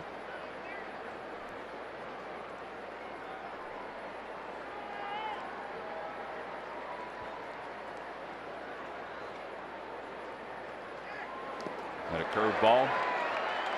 And Pavetta's down on strikes, tagged out by Grandal. 8 strikeouts for Ryu.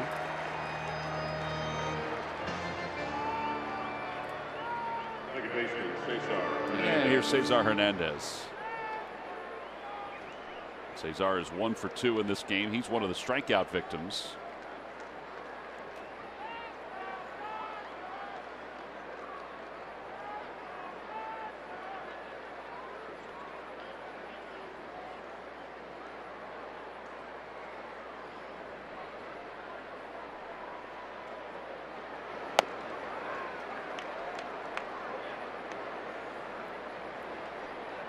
The 8 strikeouts for Ryu. That's his season high. He had 7 strikeouts back on the 18th of April against Colorado.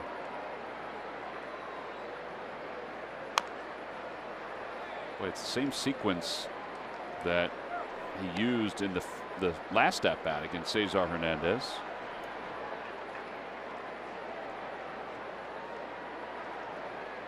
He has thrown a few more curveballs now later in this as this ball game goes on, but it's pretty much still just change up away, fastball away, change up away.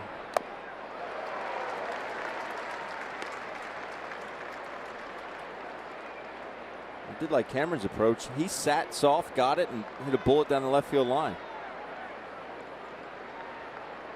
It's one thing to sit soft and get it, but you have to make sure that soft is elevated. Just because you get it doesn't mean you have to swing at it.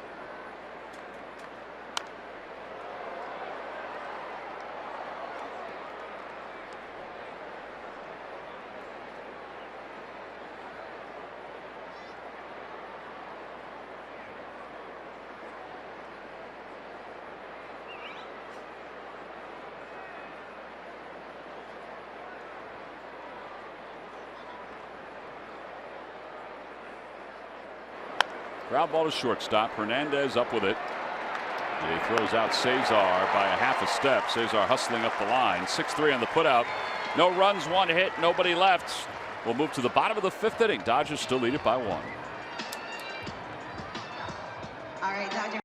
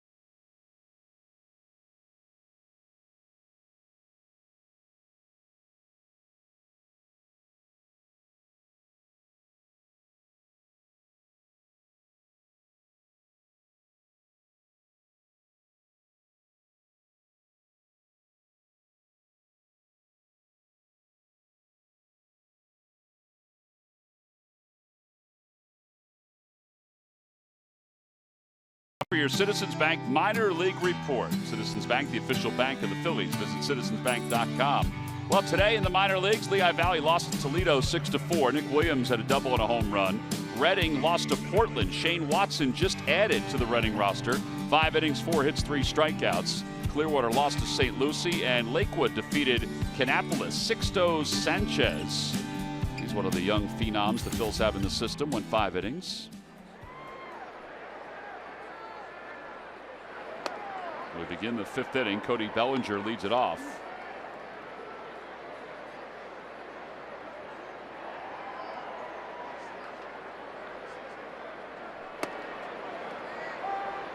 One ball and 1 strike. 82 pitches for Nick Pivetta. Phillies do have somebody up in their bullpen. It looks like Genmar Gomez. That's not a bad spot.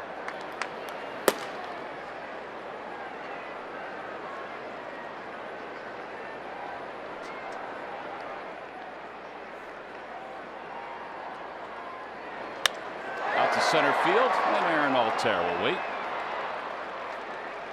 I had a quick out here in the 5th inning. And Justin Turner is due up. Turner.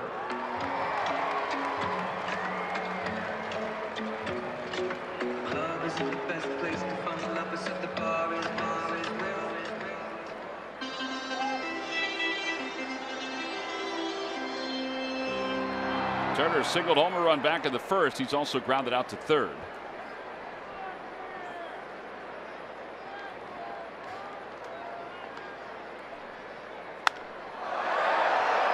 A high fly ball to left, and it is off the top of the scoreboard. And Turner will pull into second base with his 11th double of the year.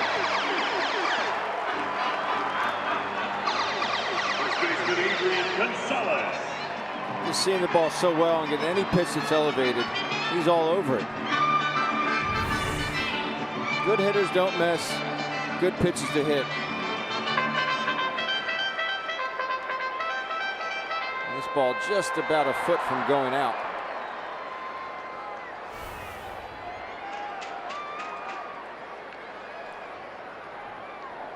So he's at second base. Adrian Gonzalez is 1 for 2. At the knees, 0-1.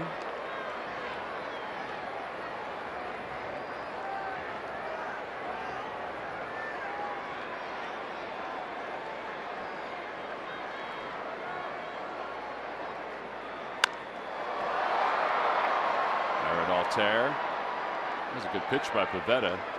And Altair takes care of him for the second out. And then Yasiel Puig. Right fielder, Yasiel Puig. Well, he has scattered 9 hits in 4 2/3. Which allows us to 2 runs.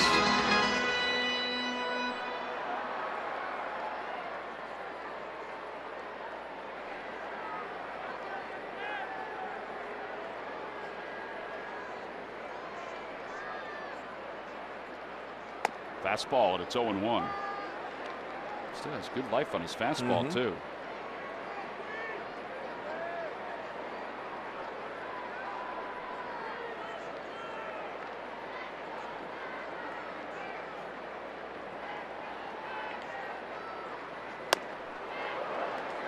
I'd say.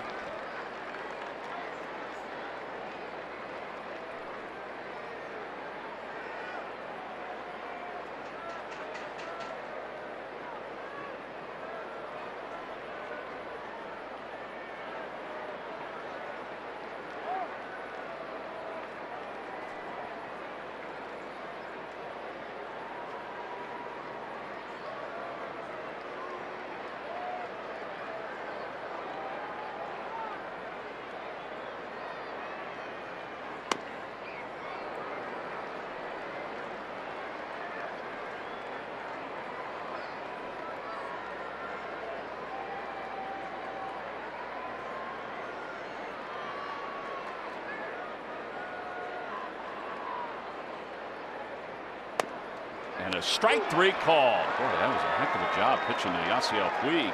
He's gotten Puig twice today. 5 strikeouts for Pivetta. The Phillies, though, still trail it by 1 in search of some offense when we come back. Preferred ride of the Dodgers. You'll receive $15 off your first.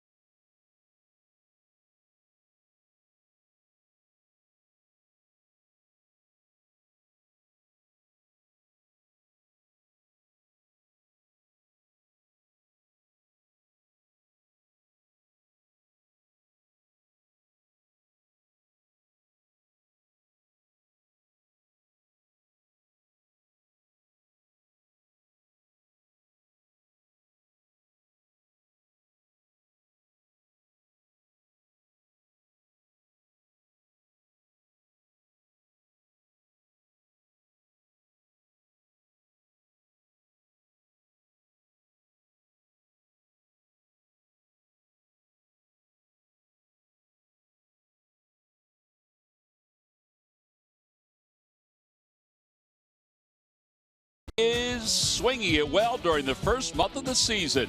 Cesar finished 2016 just under 300 in batting average and has started this season with that same consistency. At the top of the lineup, he's always finding a way to get on base. Plus, increased power in his bat is giving the Phillies offense that extra lift. Hernandez has 10 multi-hit games in the first 18 of the season, a feat done only 6 times in franchise history. And it's brought to you by Independence Blue Cross. Live fearless. Well, Cesar Hernandez made the last out in the 5th inning, and now as we go to the 6th inning, Freddie Galvis will lead things off. It'll be Galvis, Nava, and Maikel Franco. Well, not a whole lot of offense today for the Phils. They have managed just 3 hits against Ryu. Let's see if they get something going against him. Talk about the good fastball life that Nick Pivetta has. Complete opposite for Ryu. 26 fastballs, 30 changeups, 16 curveballs, 8 sliders.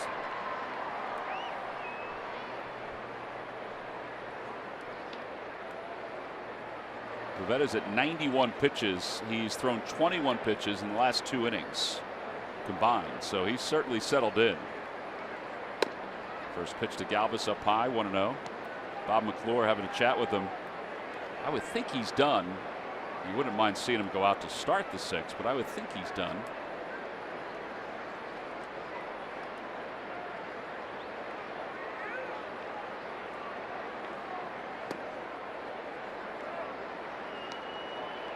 And seeing the Phils get a couple runs here, get him a W. Absolutely.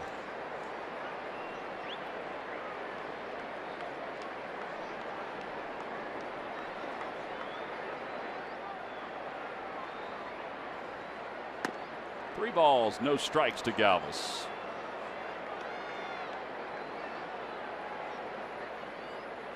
Daniel Nava is on deck.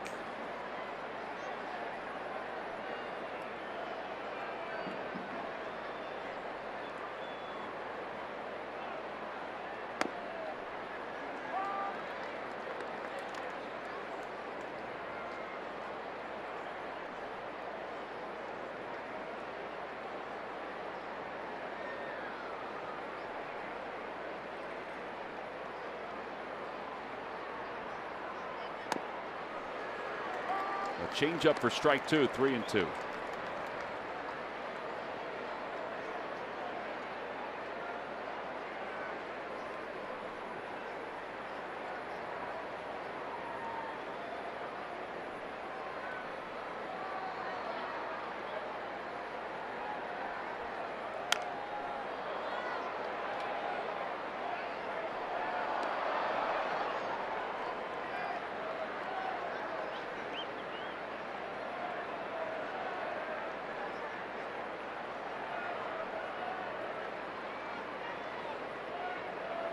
Nice grab by that guy.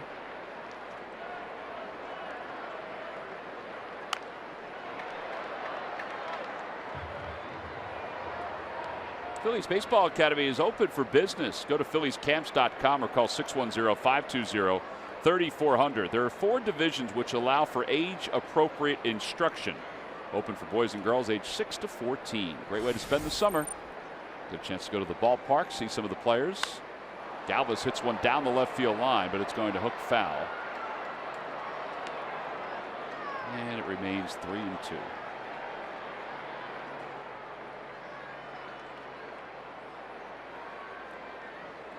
This will be the 9th pitch of the at-bat.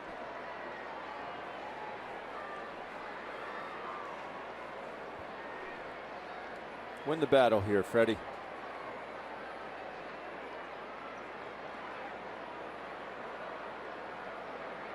Outside, ball 4. So a base runner for the Phils to begin the 6th. Attaboy. Daniel Nava, who walked his first 2 times up, is coming up to the plate. And I mentioned Ryu and what has happened to him over the last couple years. In May, he had a labrum injury in his shoulder. Made 1 start last year before having surgery in July.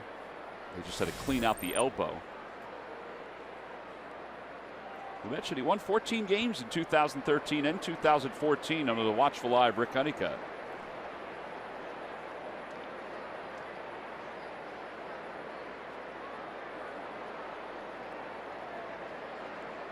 Nava, with his 2 walks today, has an on-base percentage now of .500 as we wind down the month of April.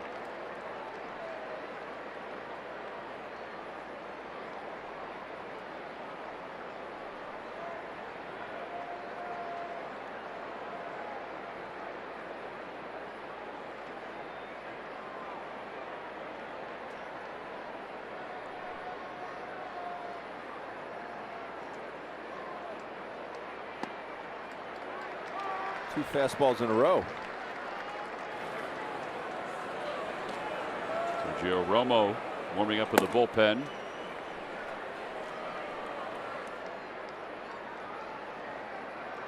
He hasn't necessarily been what the Dodgers had hoped coming over from the Giants.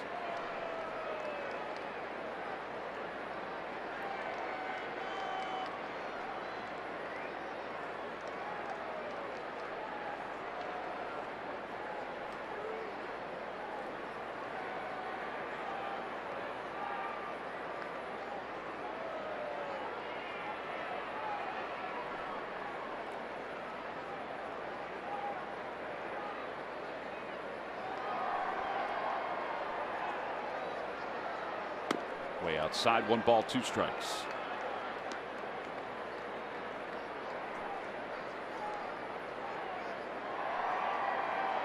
Grandal looking into the dugout to see what kind of play they want to put on in case they want to throw over.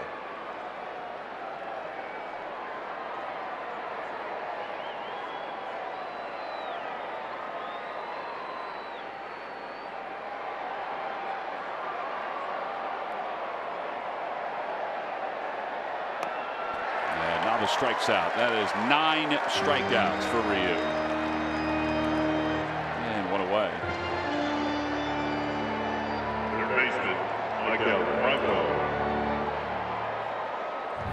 Backdoor slider here.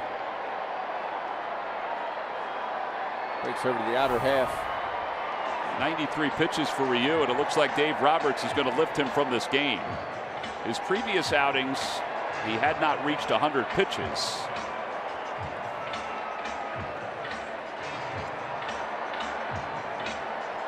That's going to be it.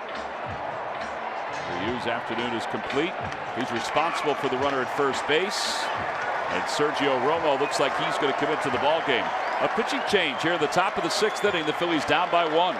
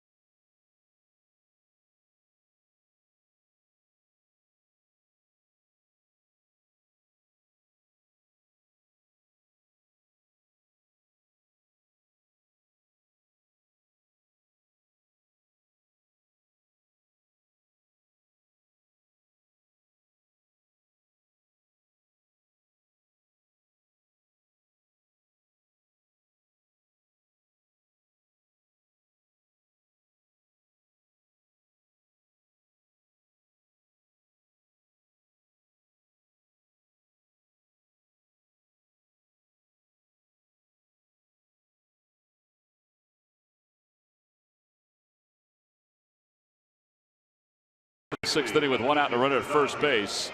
Ryu talking with Rick Honeycutt. Time now for our GMC Precision plays of the game. 9 strikeouts today for Ryu, and it was pretty much just on all off speed. Change-ups here, change-ups there, mixing a few curveballs, a couple sliders. But he just had, much like Kenta Maeda the other night, just had these Phillies hitters baffled. He would, the slower he went, the faster the hitters went. And they are your GMC Precision plays of the game. All right, so maybe a new face out on the mound will help the cause of the Phils. Ryu responsible for the runner over at first base. Kind of an odd situation to make the change. But they go with Sergio Romo. Romo, sliders, changeups. And more sliders. And more sliders. Now there's the first one. It's 0-1. One of the reasons I can think of as to why they did it is because Franco pulls off so much, they figure they'll get a strikeout. I think it's strictly pitch count. You think so? Strictly pitch count. The swings that Michael had off for you were not good ones. I think Dave Roberts would have rolled the dice again, but 93 pitches. Although not a whole lot of wear and tear on his arm today. 33 fastballs did Ryu throw out of the 93 pitches.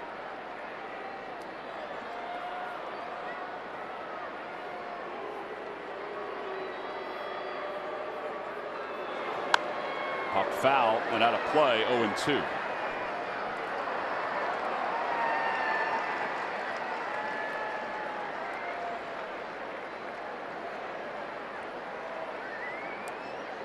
Phillies are only down by 1.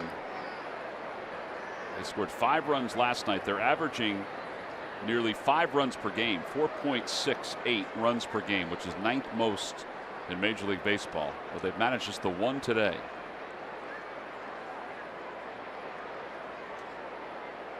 Oh, 2 pitch coming to Franco. 10th strikeout of the day for Dodger pitching. It's the 3rd strikeout for Franco today. And I guess Sergio Romo's style carries over from Ryu's. Slider. Good spot.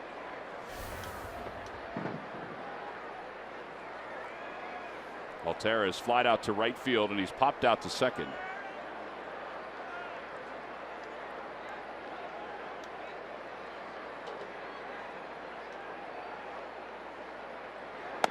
Fastball.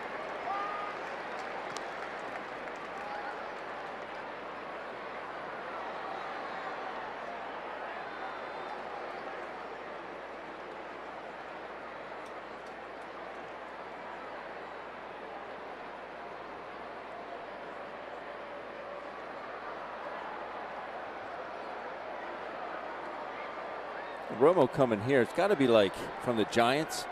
It's got to be like an Eagle going to play for the Cowboys, right? Really one of the biggest rivalries in all sports. Absolutely. Giants and Dodgers. Obviously we know about the Eagles and Cowboys. 0-1 to Altair. In the air to left field. Unfortunately, that's going to go foul. He was right on it. Yeah, I think he had run out of time in San Francisco. I think he's from this area, but you're right. Going to the dark side. Those are his career numbers, a 2.72 ERA.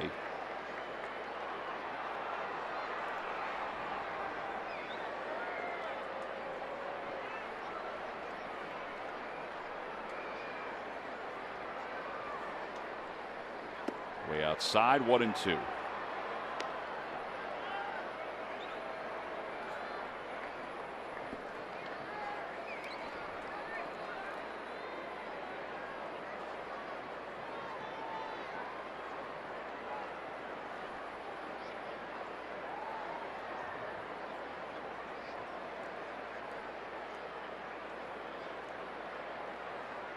Lays off. That's a good hold. 2 balls, 2 strikes to Altair.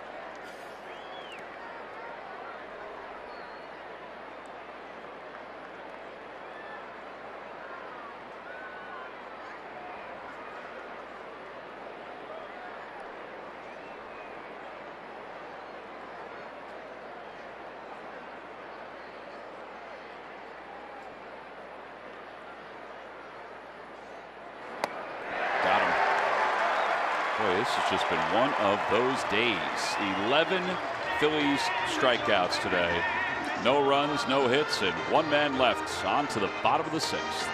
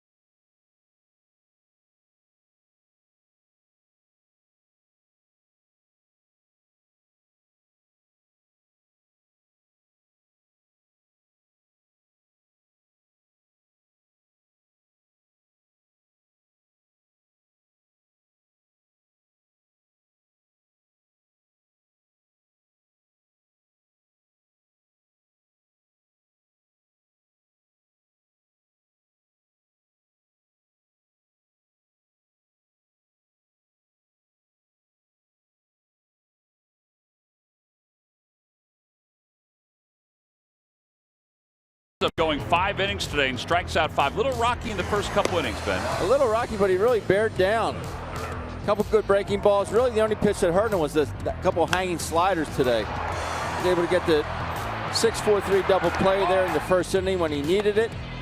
Strikeout of Taylor there, and then the Puig. Mom's been very emotional, rightfully so, but Nick Pivetta, nice first outing, young man. And his day is done. He was congratulated in between innings. 5 innings, 9 hits, 1 walk, 5 strikeouts. And now he'll give way to Genmar Gomez.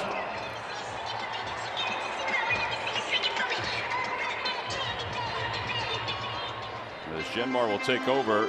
Pete has made a double switch as Odubel Herrera comes in to play center field. Genmar at 8.59 ERA. Ground ball toward the shift and through. Well, it's the second time today that has happened to the Phillies. And Grandal is 2 for 3. Second baseman, Chris Taylor. And there is Herrera. Talking to Pete today, Pete was not sure, as we mentioned earlier, who the closer was going to be. He sort of was leaning toward Benoit. He said Nishak was a possibility. And he said this morning he thought about even throwing Gomez back into the closer's role. That's not the case here today, as he's out here in the 6th inning. And he's out here to probably throw more than 1 inning. Fouled off to the right.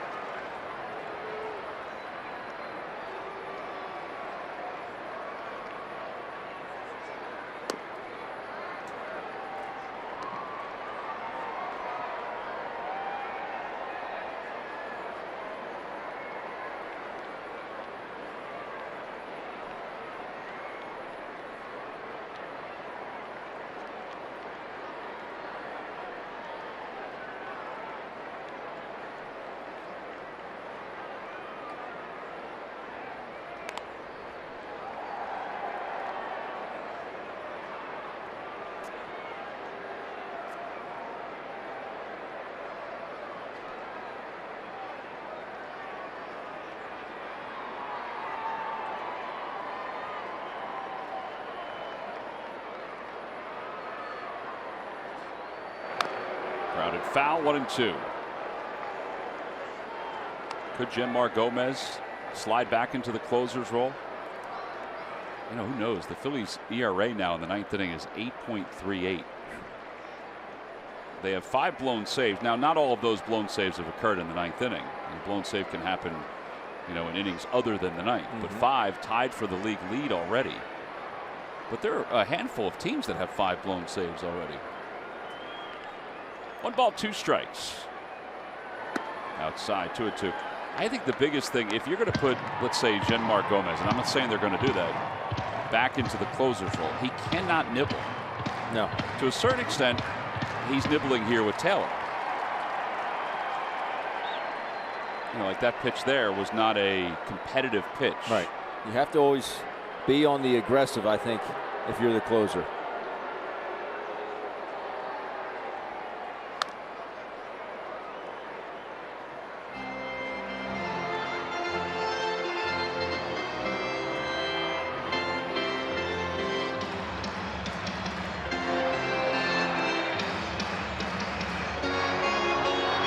Hernandez waits on deck.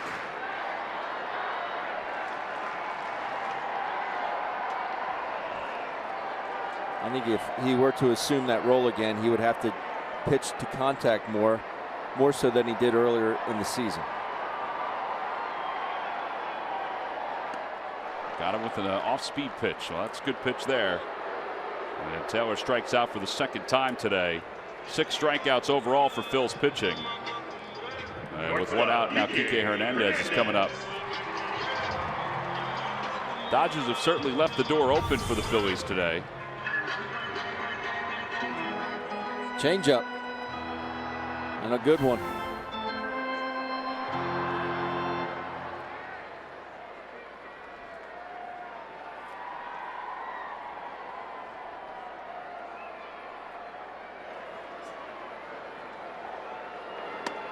Breaking ball, and it sweeps in. No balls and 1 strike.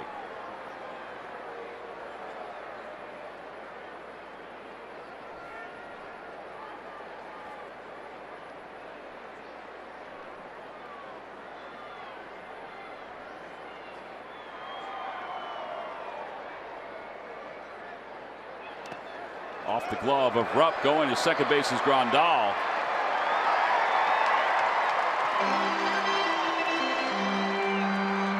That'll be a wild pitch. It's the 3rd wild pitch this year while Cameron's been catching. He just spikes a fastball.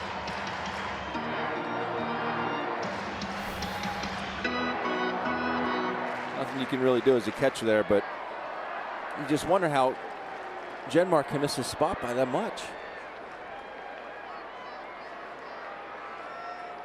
I can see you missing a spot with an off-speed pitch, a slider or a changeup, maybe just spike it, but a fastball.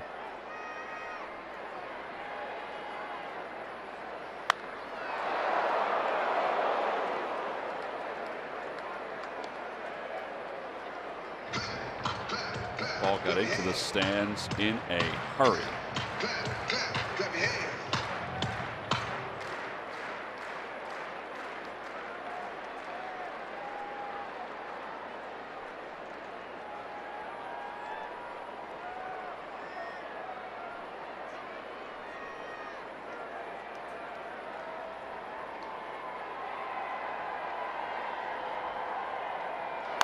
Ground ball foul over the head of Chris Woodward into the camera well.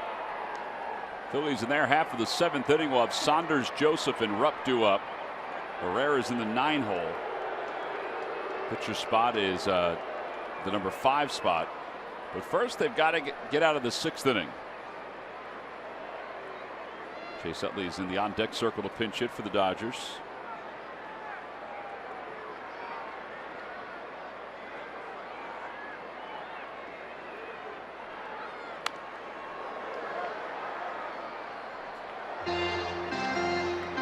Is having some big hacks here.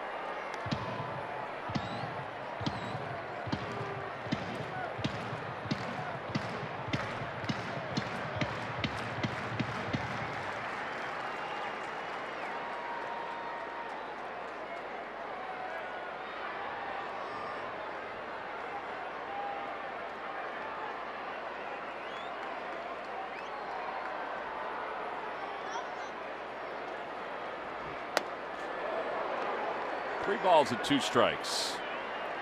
Crossed up there? No. I don't believe so.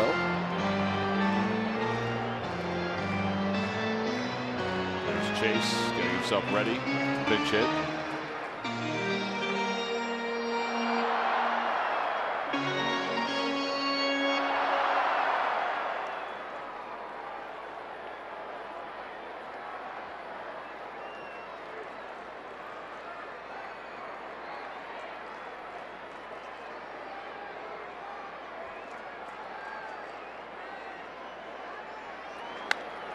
Over to third, a foul ball.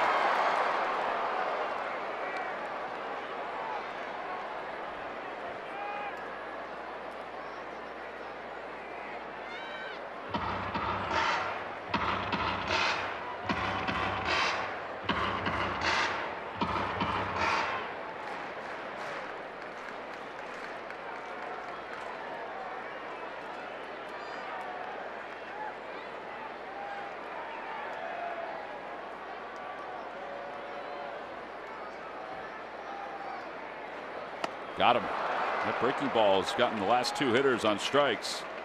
And now 2 outs, and Utley will pinch hit. Pinch hitting for the Dodgers, Phillies baseball is brought to you by your Delaware Valley Honda dealers. Hurry to your local Del Val Honda dealer. Visit DelValHondaDealers.com. And by McDonald's. Now at McDonald's, an ice cold delicious soft drink is only $1. I'm loving it.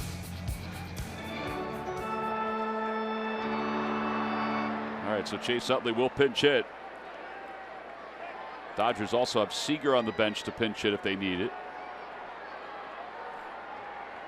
Chase's career numbers as a pinch hitter. Seen a lot of Utley jerseys, Phillies jerseys around.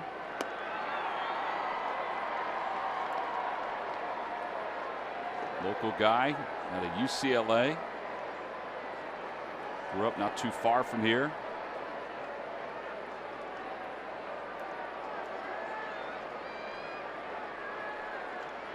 A big run to leave out at second base right now.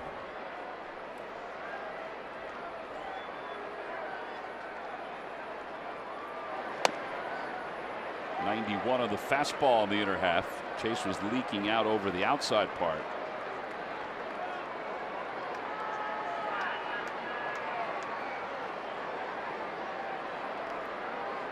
Obviously, the Phillies are not swinging the bats well today. 11 strikeouts, so keep this a one-run ball game would be huge.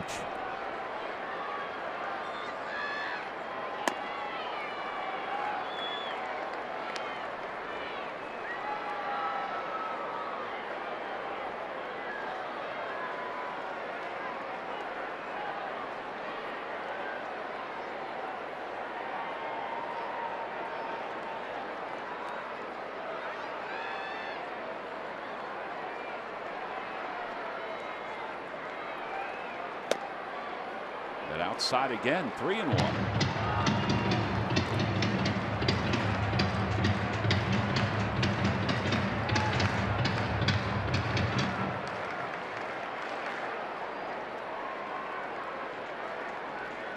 I know there's a base open, but Chase is the guy I want. I would agree with you on that. Maybe not 5 years ago. Yeah, Toll's only hitting 229. He was hitting after him, but he's been hot lately. And ball 4. Man. I don't know where that pitch was. It must have been low. Yes. But Utley walks, puts runners on first and second. And Tolles is coming up. Andrew Tolles. All right, take a look at the last pitch. That's a strike. Yeah.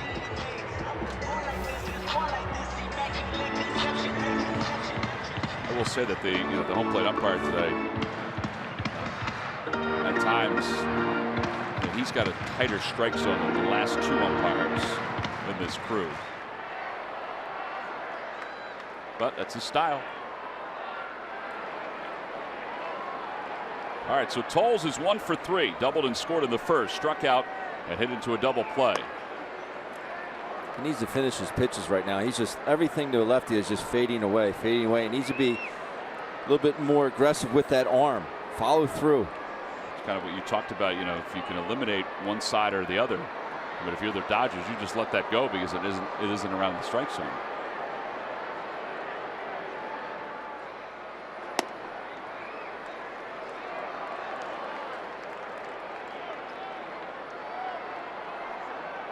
He's just trying to feather it to the outside part there. Use that same aggression on all your pitches.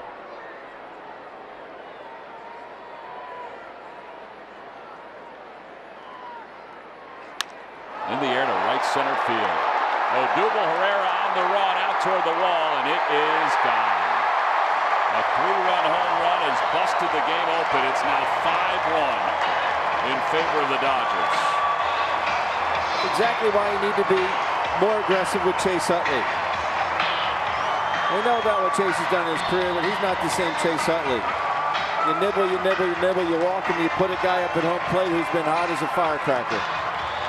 5 home runs now for Tolles. He knew it. Good extension on that. And Phillies have 3 cracks at it, but that 4-run deficit seems like it's about a 10-run deficit with the way the Phillies have swung the bats today. And you couple that with Kenley Jansen being in the 9th inning. So now Bellinger is up. Bellinger's 1 for 3 today.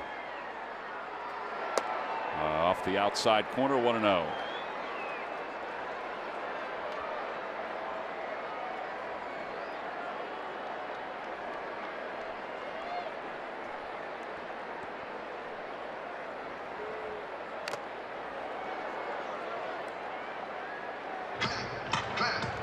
Ball got a piece of Cameron Rupp. Clap your hands. Clap your hands.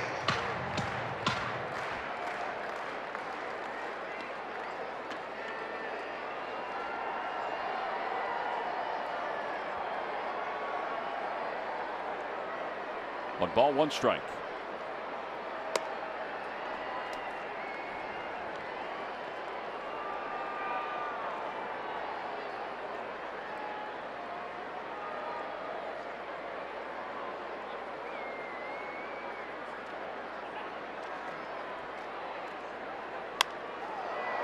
Popped him straight up towards shallow center field. Galvis gives way to Odubel, who makes the catch with an odd leap at the end, and the inning is over.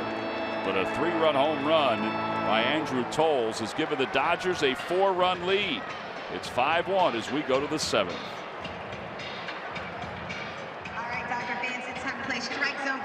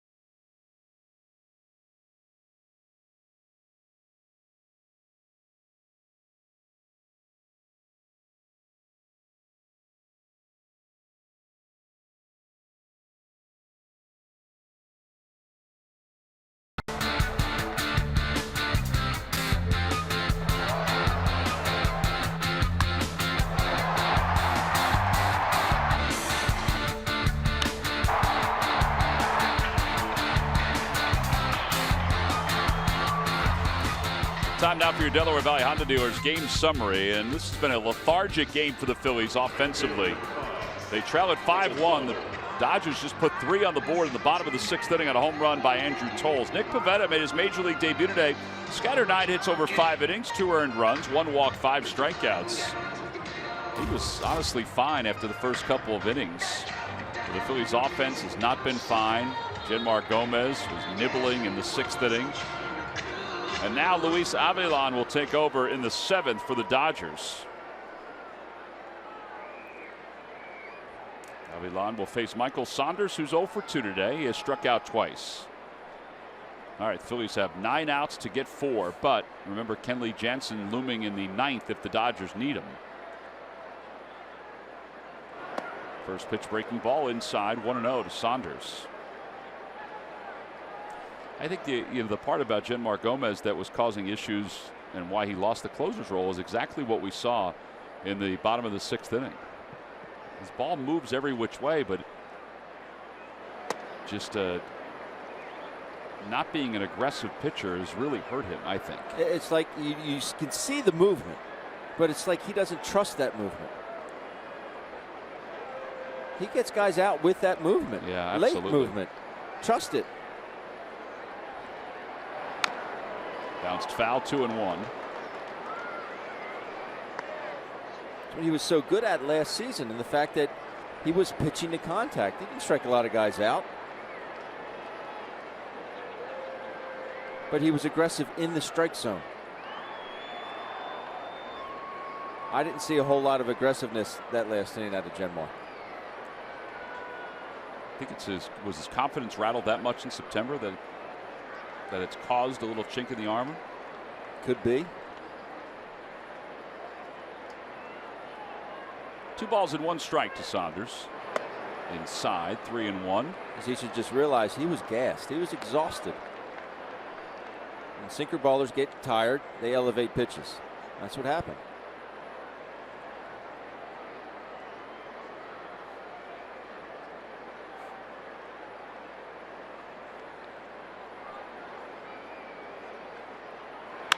Off the hands, out towards second, 1 away.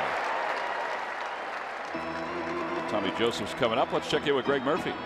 All right, thanks, Tom. It's time for our unlimited baseball break presented by T-Mobile. And what a week for Noah Syndergaard. We told you midway through last week he was scratched from his start for the New York Mets because he said he was feeling arm soreness, couldn't even lift his arm above his head. 2 days later on Friday, threw a bullpen, said he felt great, so they started him today against the Washington Nationals. It did not go well. Lifted in the second for what they're saying now is a possible lat strain. So we'll wait and find out the long-term diagnosis on Noah Syndergaard. In that game, Bryce Harper scored his 31st run in the month of April. That is a new Major League Baseball record. Wow. And how about this line for Anthony Rendon in that game, guys? 6 for 6, 3 home runs, 10 RBIs, 16 total bases. That's one guy, Anthony Rendon. One heck of a game. 23-5 was the final. The Nationals beat the Mets in that game. That is your unlimited baseball break presented by T-Mobile. Well, I mean, for the Mets, it is a shame about Syndergaard. They've had one pitching injury after another, one guy scratched after another.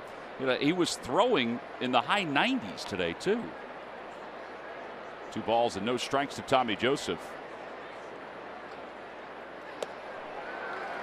He had refused an MRI earlier in the week. He said, I know my body better than anybody. Well, he better reintroduce himself to it.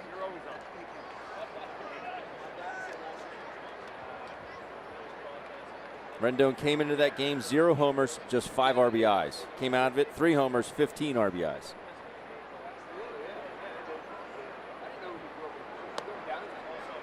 Two balls and 2 strikes.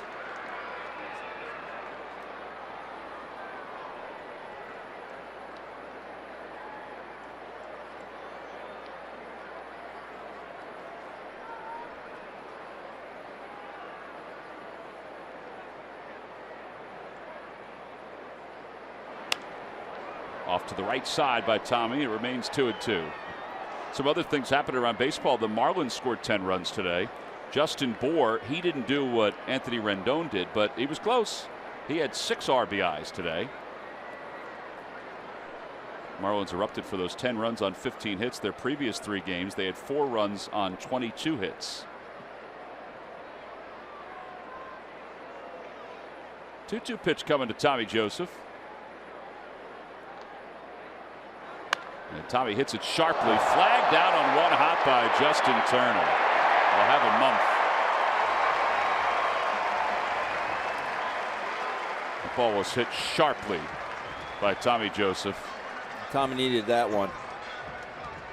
See his frustration there. Tommy he's not a frustrated individual. He doesn't get frustrated, but he's into some bad luck right now. That was a rocket he hit. Turner, very good reaction, soft hands. That's a really good play. Excellent play. So now 2 outs, and here's Cameron Rupp. Murph was talking about the Anthony Rendon piece. 16 total bases for Rendon in today's game. Since 2000, there have been 6 players that have had 16 total bases or more.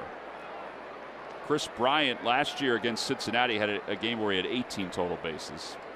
Josh Hamilton, Carlos Delgado, Sean Green, and Mike Cameron all had 16 total bases or more. In fact, Green in 2002, when he had that huge monster game, had 19 total bases for the Dodgers. Cameron Rupp the opposite way. On the run is Puig. It is a ground rule double. As it bounces into the stands, that's the 2nd double of the day for Cameron. One to left field, one to right field. And Odubel Herrera will be the pinch hitter. or will be the hitter. He came out as double switch. Nice short swing. Amazing to have a ground rule double to both sides of the field. Those little short fences out there.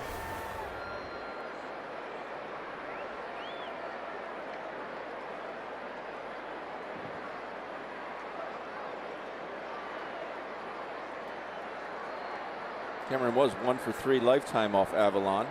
Now 2 for 4.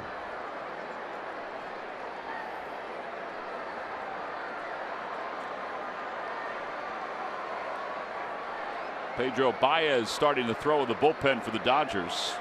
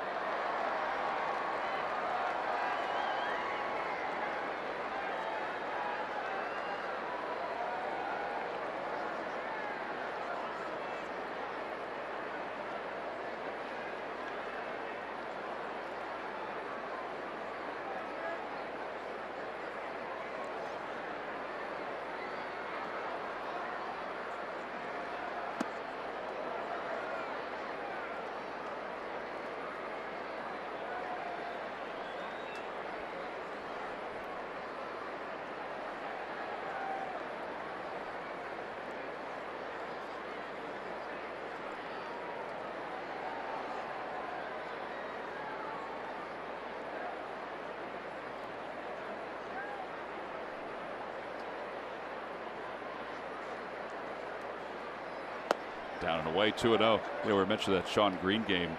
He was also 6 for 6 in that game. He had 7 RBIs instead of the 10 that Anthony Rendon put together today. Game Mike Cameron had against the White Sox in 2002. I had played in. Cameron hit 4 homers that day and barely missed his 5th, his last at bat. Fly ball to right center, right at the wall. Little dribbler up the first base line. Why is he not running? And he is out. 2 unassisted. No runs, 1 hit, 1 man left in scoring position. Time to stretch.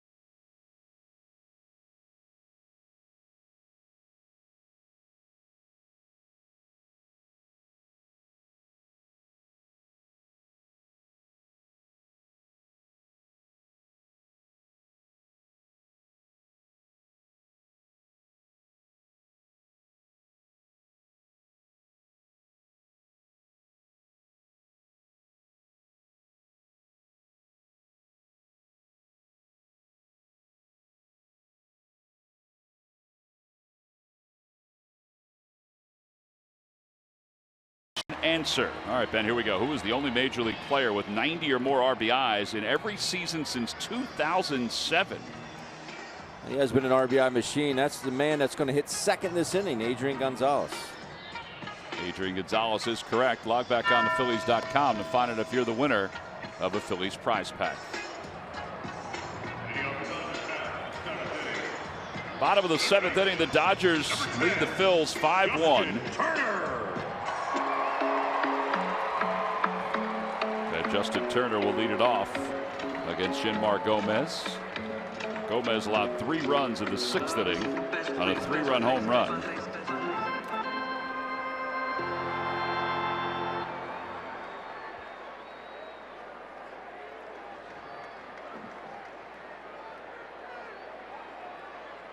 Turner, Adrian Gonzalez, and Yasiel Puig.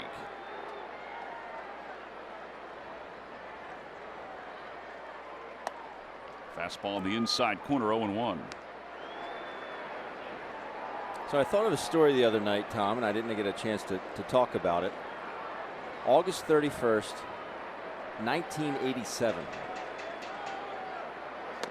I was about to go to college. Got to go to college.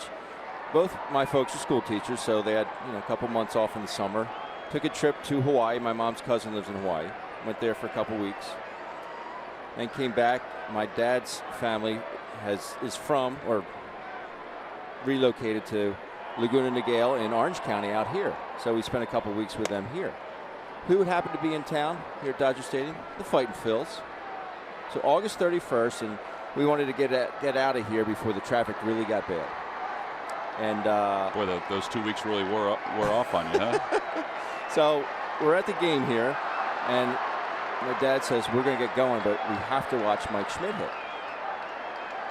So he goes up, 8th inning, off Bob Welch. It's a titanic blast at left field. Turner keeps doing what he does. So Mike Schmidt hits a bomb to left field. And then my dad goes, "We can go now." It was just cool being out here watching your hometown team in a stadium you've never seen before.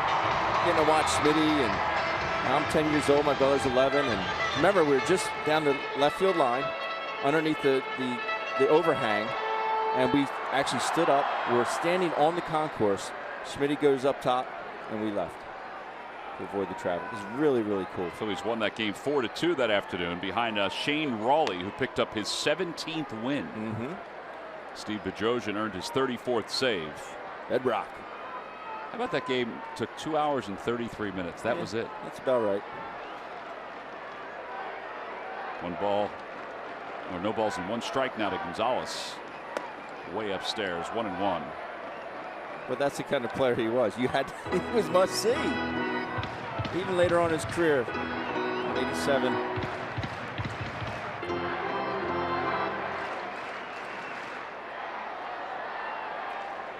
That home run by Mike Schmidt that day gave him 28 on the season. There's a strike, and it's 1-2. Dodgers didn't have a bad team either. Steve Sachs was at second. Pedro Guerrero was at first. Mike Scioscia was catching. Wasn't a juggernaut of a team. No. Line drive caught by Cesar Hernandez. And one out. Of course, we know what the Dodgers did the following year in '88. Knocked the Mets out of the postseason. Went on to beat the Dodgers. Beat the A's, I should say. Here's Yasiel Puig. Puig is 0 for 3. He struck out a couple times. Just going through that lineup, though, just brings back so many good names. Juan Samuel led off. Milt Thompson, Von Hayes, Schmitty, Lance Parrish, Glenn Wilson, Gigi, Greg Gross, Steve Jeltz, and Shane Raleigh started pitching. Over to third on one hop. Franco's got it to second for one. Over to first to 5-4-3 double play. That was a sharp double play started by Maikel Franco. No runs, one hit, and nobody left. The Phils down by 4. Get a little defense from their third baseman.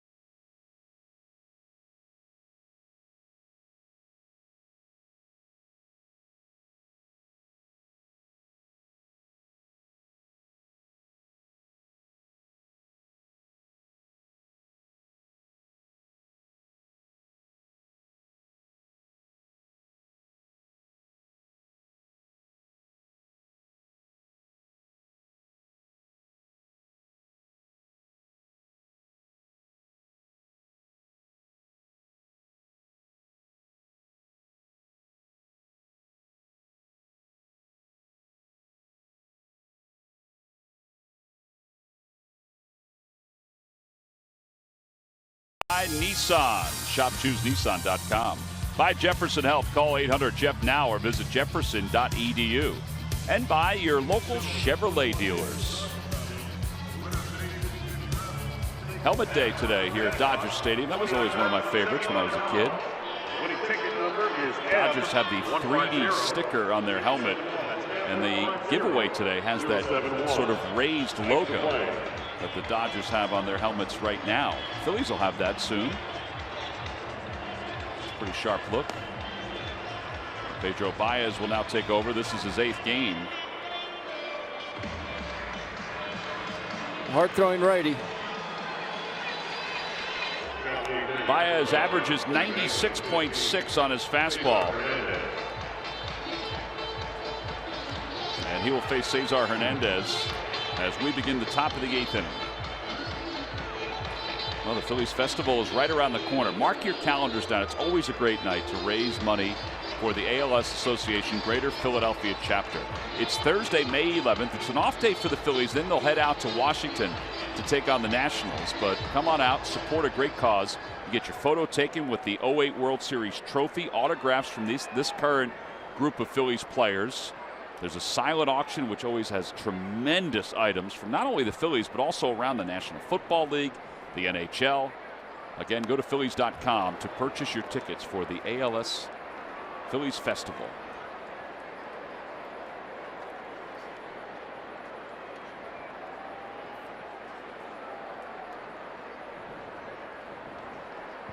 Cesar today is 1 for 3. Started the game with a triple.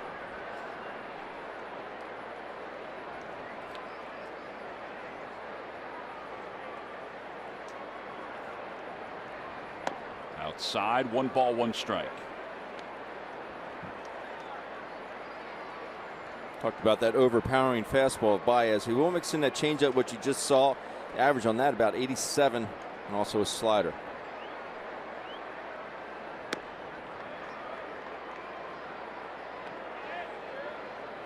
Ramos warming up in the bullpen.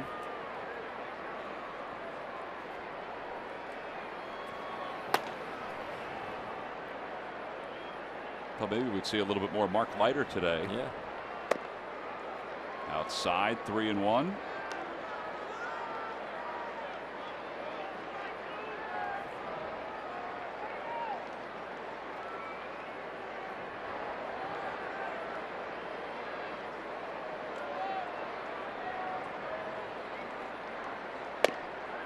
And ball 4. So Cesar draws a leadoff walk here in the 8th.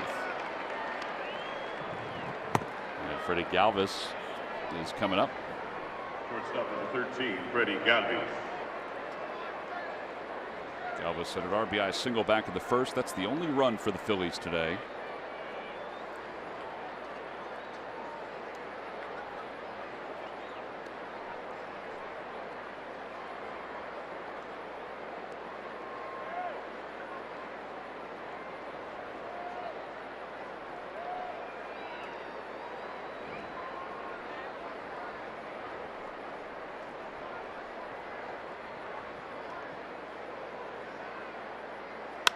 In the air to center field. That's well hit, but Tolles will settle under it and makes the catch for out number 1.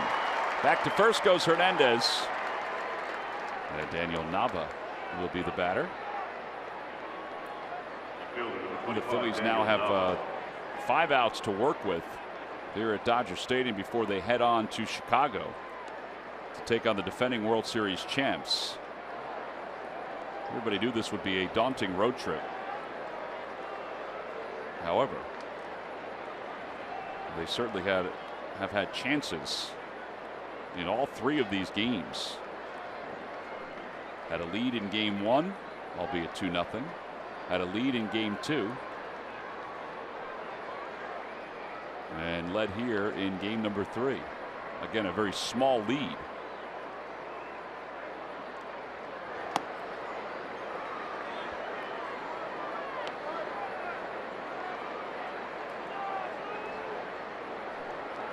They'll go to Chicago, take out a Cubs team that's been much better at home. On the road than at home.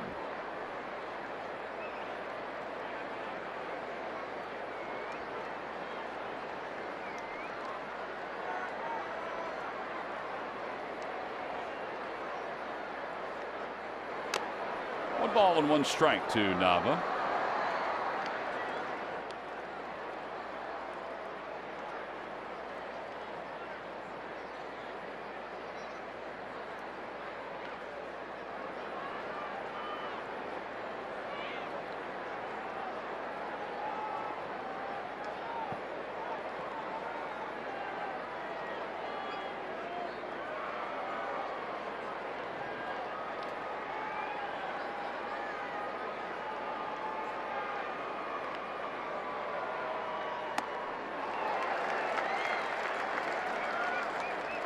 Daniel Nava, 7th inning or later, hitting .438.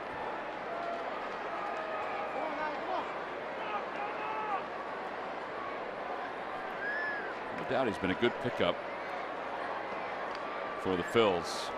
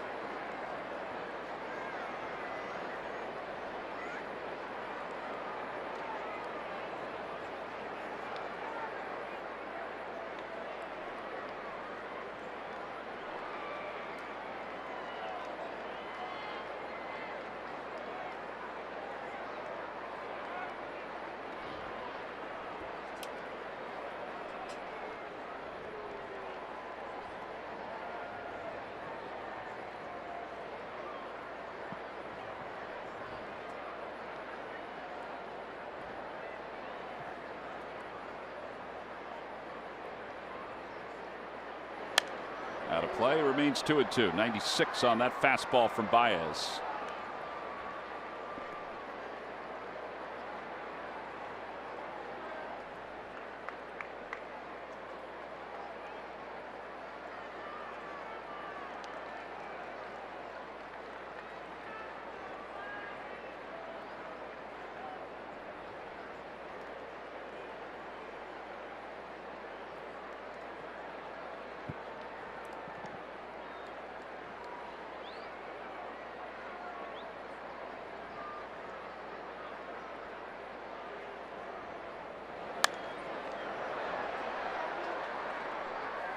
And it remains 2 balls and 2 strikes.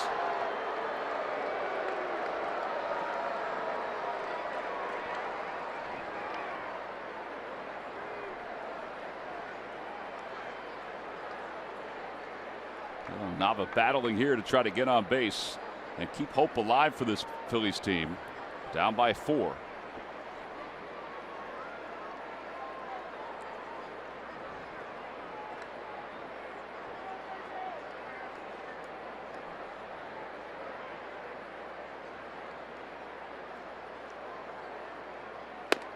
Three and 2. They have tried to speed up Baez, who, along with Antonio Bastardo, were the 2 slowest pitchers in baseball in between pitches. And he is a little quicker than he has been.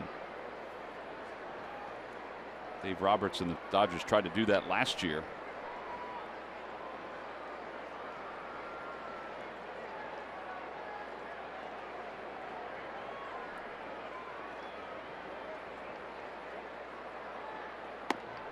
And ball 4, 3rd walk of the day for Daniel Nava.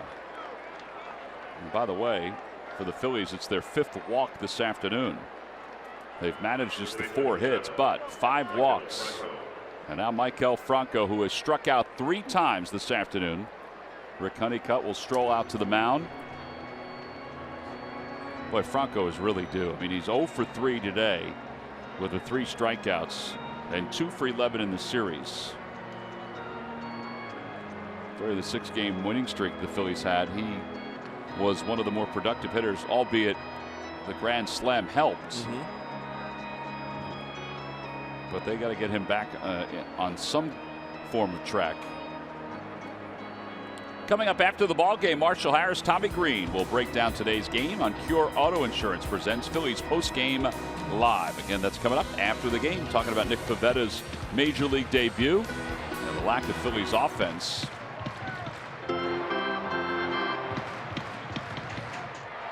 Pavetta allowed 2 runs during his 5 innings, and then Genmar Gomez allowed a 3-run home run in his 2 innings of work. Yasmani Grandal laying down the signs to let the infielders know what play is on.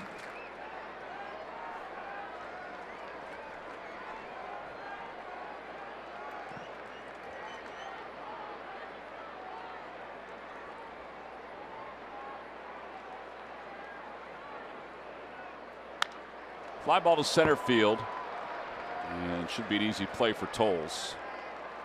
And he puts it away for the second out. And now 2 outs here in the 8th, and Aaron Altair, Andres Blanco will be the batter as a pinch hitter.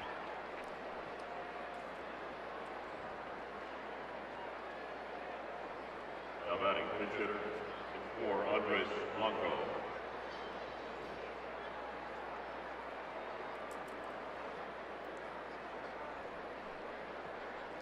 Blanco pinch hitting 19 career pinch hits.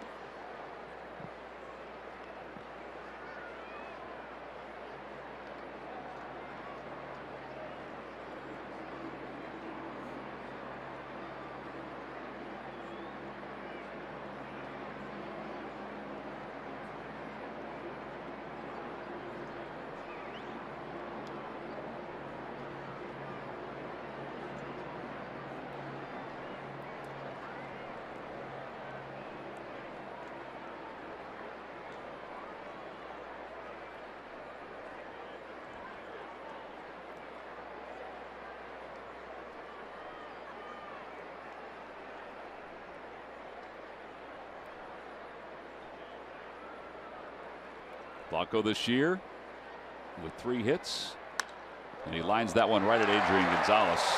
No runs, no hits, and 2 men left for the Phillies here in the top of the 8th inning. Baez walked 2, but was able to work out of the jam.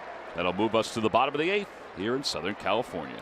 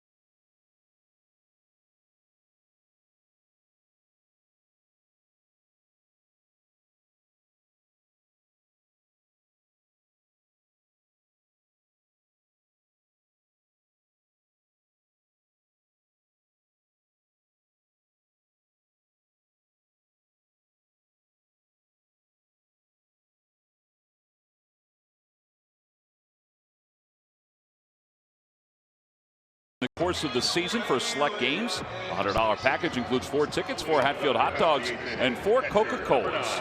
Available for select weekend dates throughout the season. Great value for the family. Visit Phillies.com for more information and to order your tickets. Well, we wind down our stay, our first stay here in Southern California. We'll be back out here when the Phillies take on the Anaheim Angels, and then we'll also be back out here when they take on the San Diego Padres. As we go to the bottom of the 8th inning, Yasmani Grandal will lead things off. Grandal is 2 for 3. In fact, overall, the Dodgers have 12 hits this afternoon. Everybody in their starting lineup has a hit, including the starting pitcher, as they face Ramos here in the bottom of the 8th, except for Yasiel Puig. And Grandal now has 3 hits today.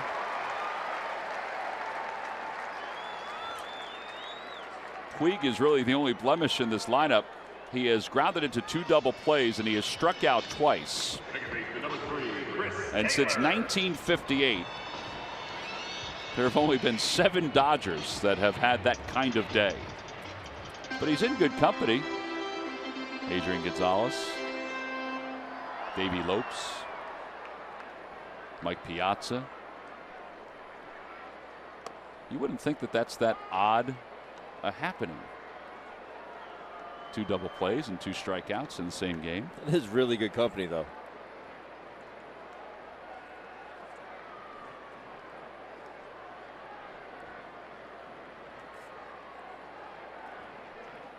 Inside, and 1 ball, 1 strike to Chris Taylor.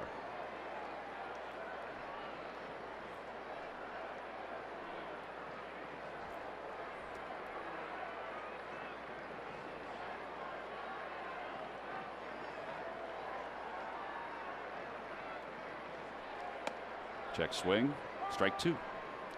Every time the Phillies pitchers retire, the opposition 1, 2, 3. Comcast will make a contribution to Phillies charities. Phillies baseball is brought to you by Xfinity. Xfinity X1 will change the way you experience TV. On the inside corner, he got him looking. 1 gone here in the 8th. A lot of strikeouts in this game today. That's Taylor's 3rd of the day. After the home run, his first time up. Shortstop number 14, Kike Hernandez. And Kike Hernandez, he's 1 for 3, doubled, popped out and struck out. Hopefully the next time the Phillies face the Dodgers, Justin Turner won't be as hot as he has been in this series. Heck, Tolles, hopefully he's not as hot as he has been. He has 5 hits in 14 at-bats in this series, 2 home runs, 5 runs scored.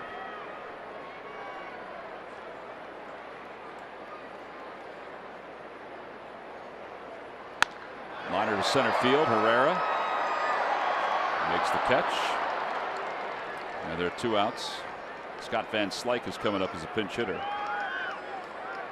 If this score holds, the Dodgers will finish the month of April with 14 wins. And the Phillies will finish under 500 at 11 and 12. Justin Turner, we mentioned how hot he is. There's probably a chance he's not going to get up again.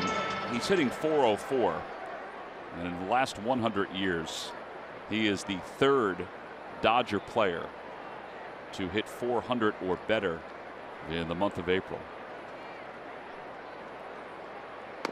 Breaking ball. Oh boy. 1 ball, no strikes. Cookie Lavanghetto in 1941 hit .429.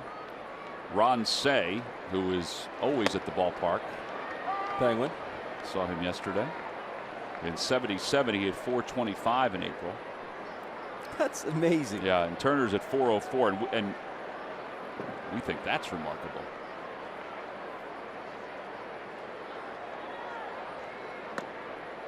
And Slyke takes low, 2-1. Did you ever hit .400 in a month? Little League. Nobody can get you out in Aston Little League? Aston Middletown. They had 2 towns and they couldn't get you out. Out to right center field. Saunders shading his eyes from the sun. And he'll make the catch.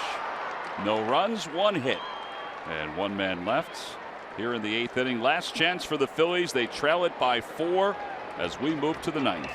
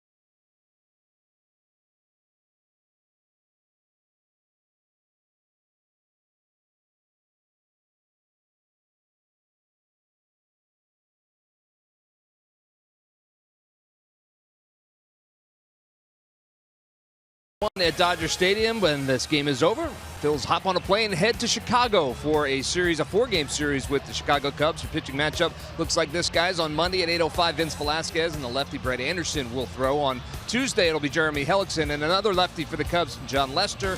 On Wednesday at 8:05, it's Jared Eichhoff and Jake Arrieta. And then on Thursday, on Getaway Day, at 2:20 Eastern Time start, it'll be Zach Eflin and John Lackey pitching for the Cubs. But, guys, as we learned last night, this one's not over yet. Excellent point, Murph. Thank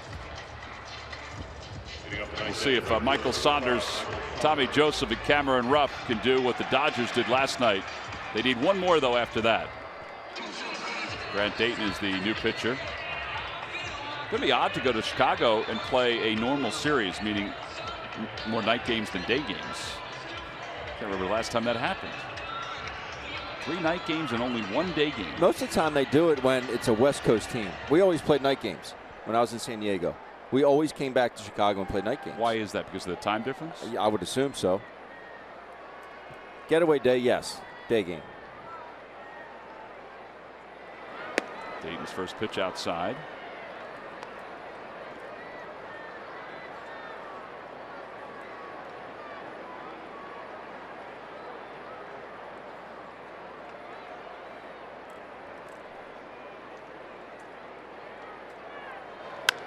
Fly ball left field. And Bellinger makes the catch. By the way, Dave Roberts reiterated that Bellinger is going to get sent down when Jock Peterson comes back. Number 19, Tommy Joseph. I thought they might be enticed to keep him up here. He's got to play, though. He does. Think maybe he would play over Puig against righties. Could do that. Peterson was out running the bases today before the game. Tommy Joseph takes strike one, 0-1.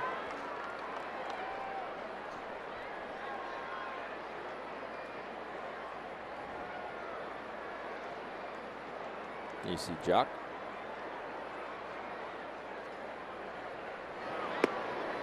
One ball, one strike.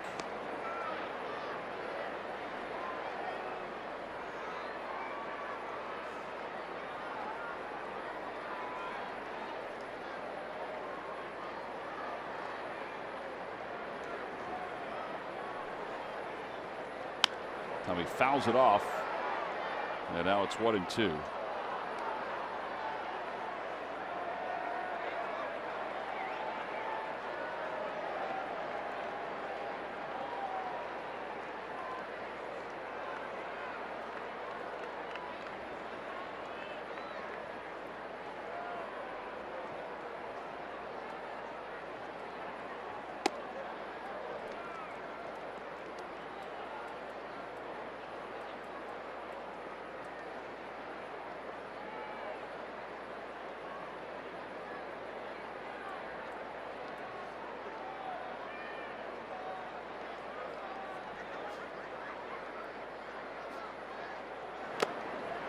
Joseph has struck out, 2 away here in the 9th inning.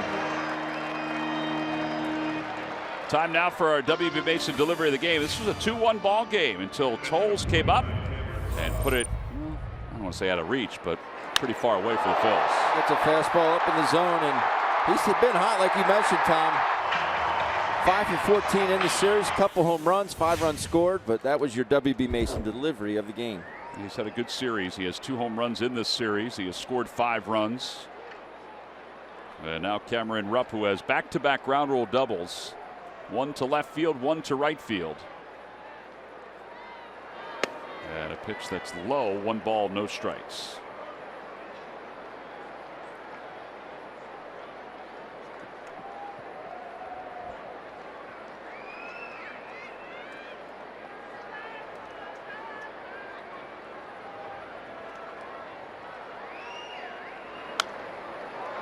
One and one.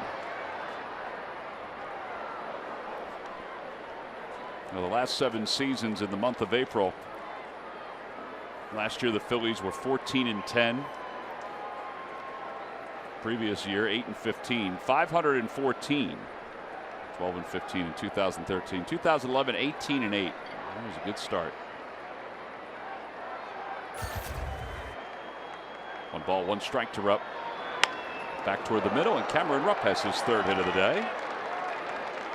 Boy, Cam. Boy, he really needed that. A 3-hit day. Hoping the same thing would happen for Tommy. Yeah.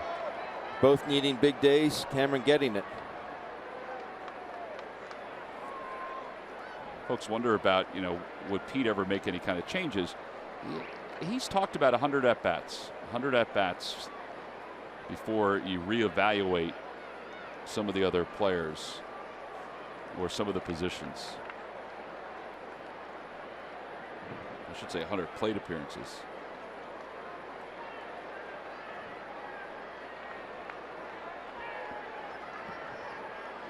There goes Cam. Pitch is lifted in the air to right center field. That's well hit. Going back are the outfielders, and it is gone. A long home run for Odubel Herrera. And it's now a 5-3 ball game. That escalated quickly. Yes, it did. It makes a winner out of Greg Dearden of Harleysville. And the McDonald's home run payoff. He's won $100 thanks to Odubel. Way to go, Greg. Nick Pavetta's family still here.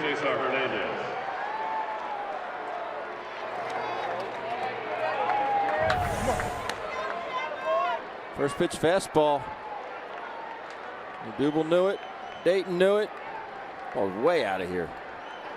Well, now Kenley Jansen's getting up and starting to warm.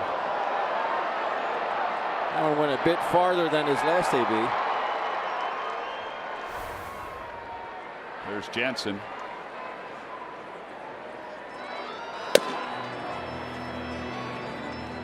Cesar gets on. That means the tying run will then come to the plate. Got to get a base runner here. Save opportunity. Here comes Dave Roberts. So Dave Roberts taking the slow stroll out to the mounds. And he is going to take Grant Dayton out of this game and bring in Kenley Jansen to try to get the last out.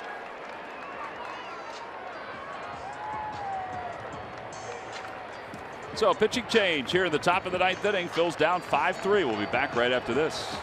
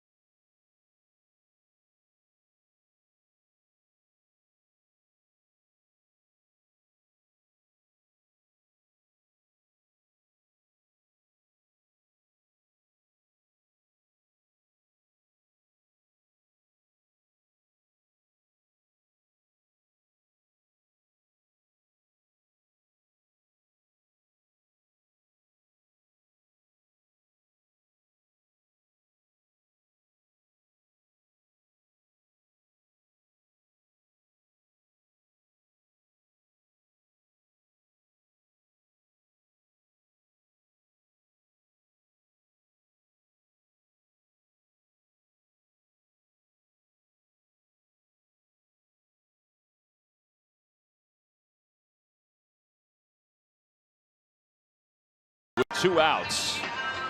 And Cesar Hernandez is coming on to face Kenley Jansen. Jansen closed out Friday night's ball game. He has 6 saves and 6 opportunities. He got ready in a hurry. He sure did. All right, so Odubel's 2-run home run with 2 outs has given the Phils a little bit of life here.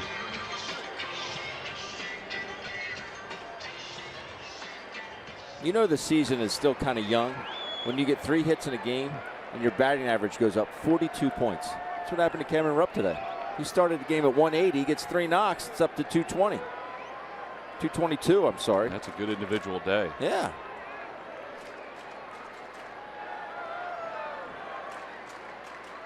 Cesar swings at the first pitch and fouls it. It's 0-1.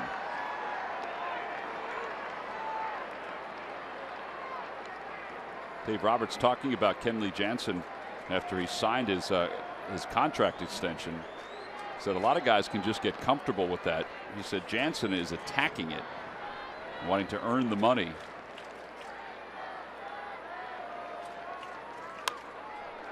No balls and 2 strikes. We were watching him take ground balls at shortstop. Was it yesterday or the day before? Yesterday, yeah. He looked pretty comfortable taking ground balls at shortstop. He said that's a big shortstop. Big shortstop.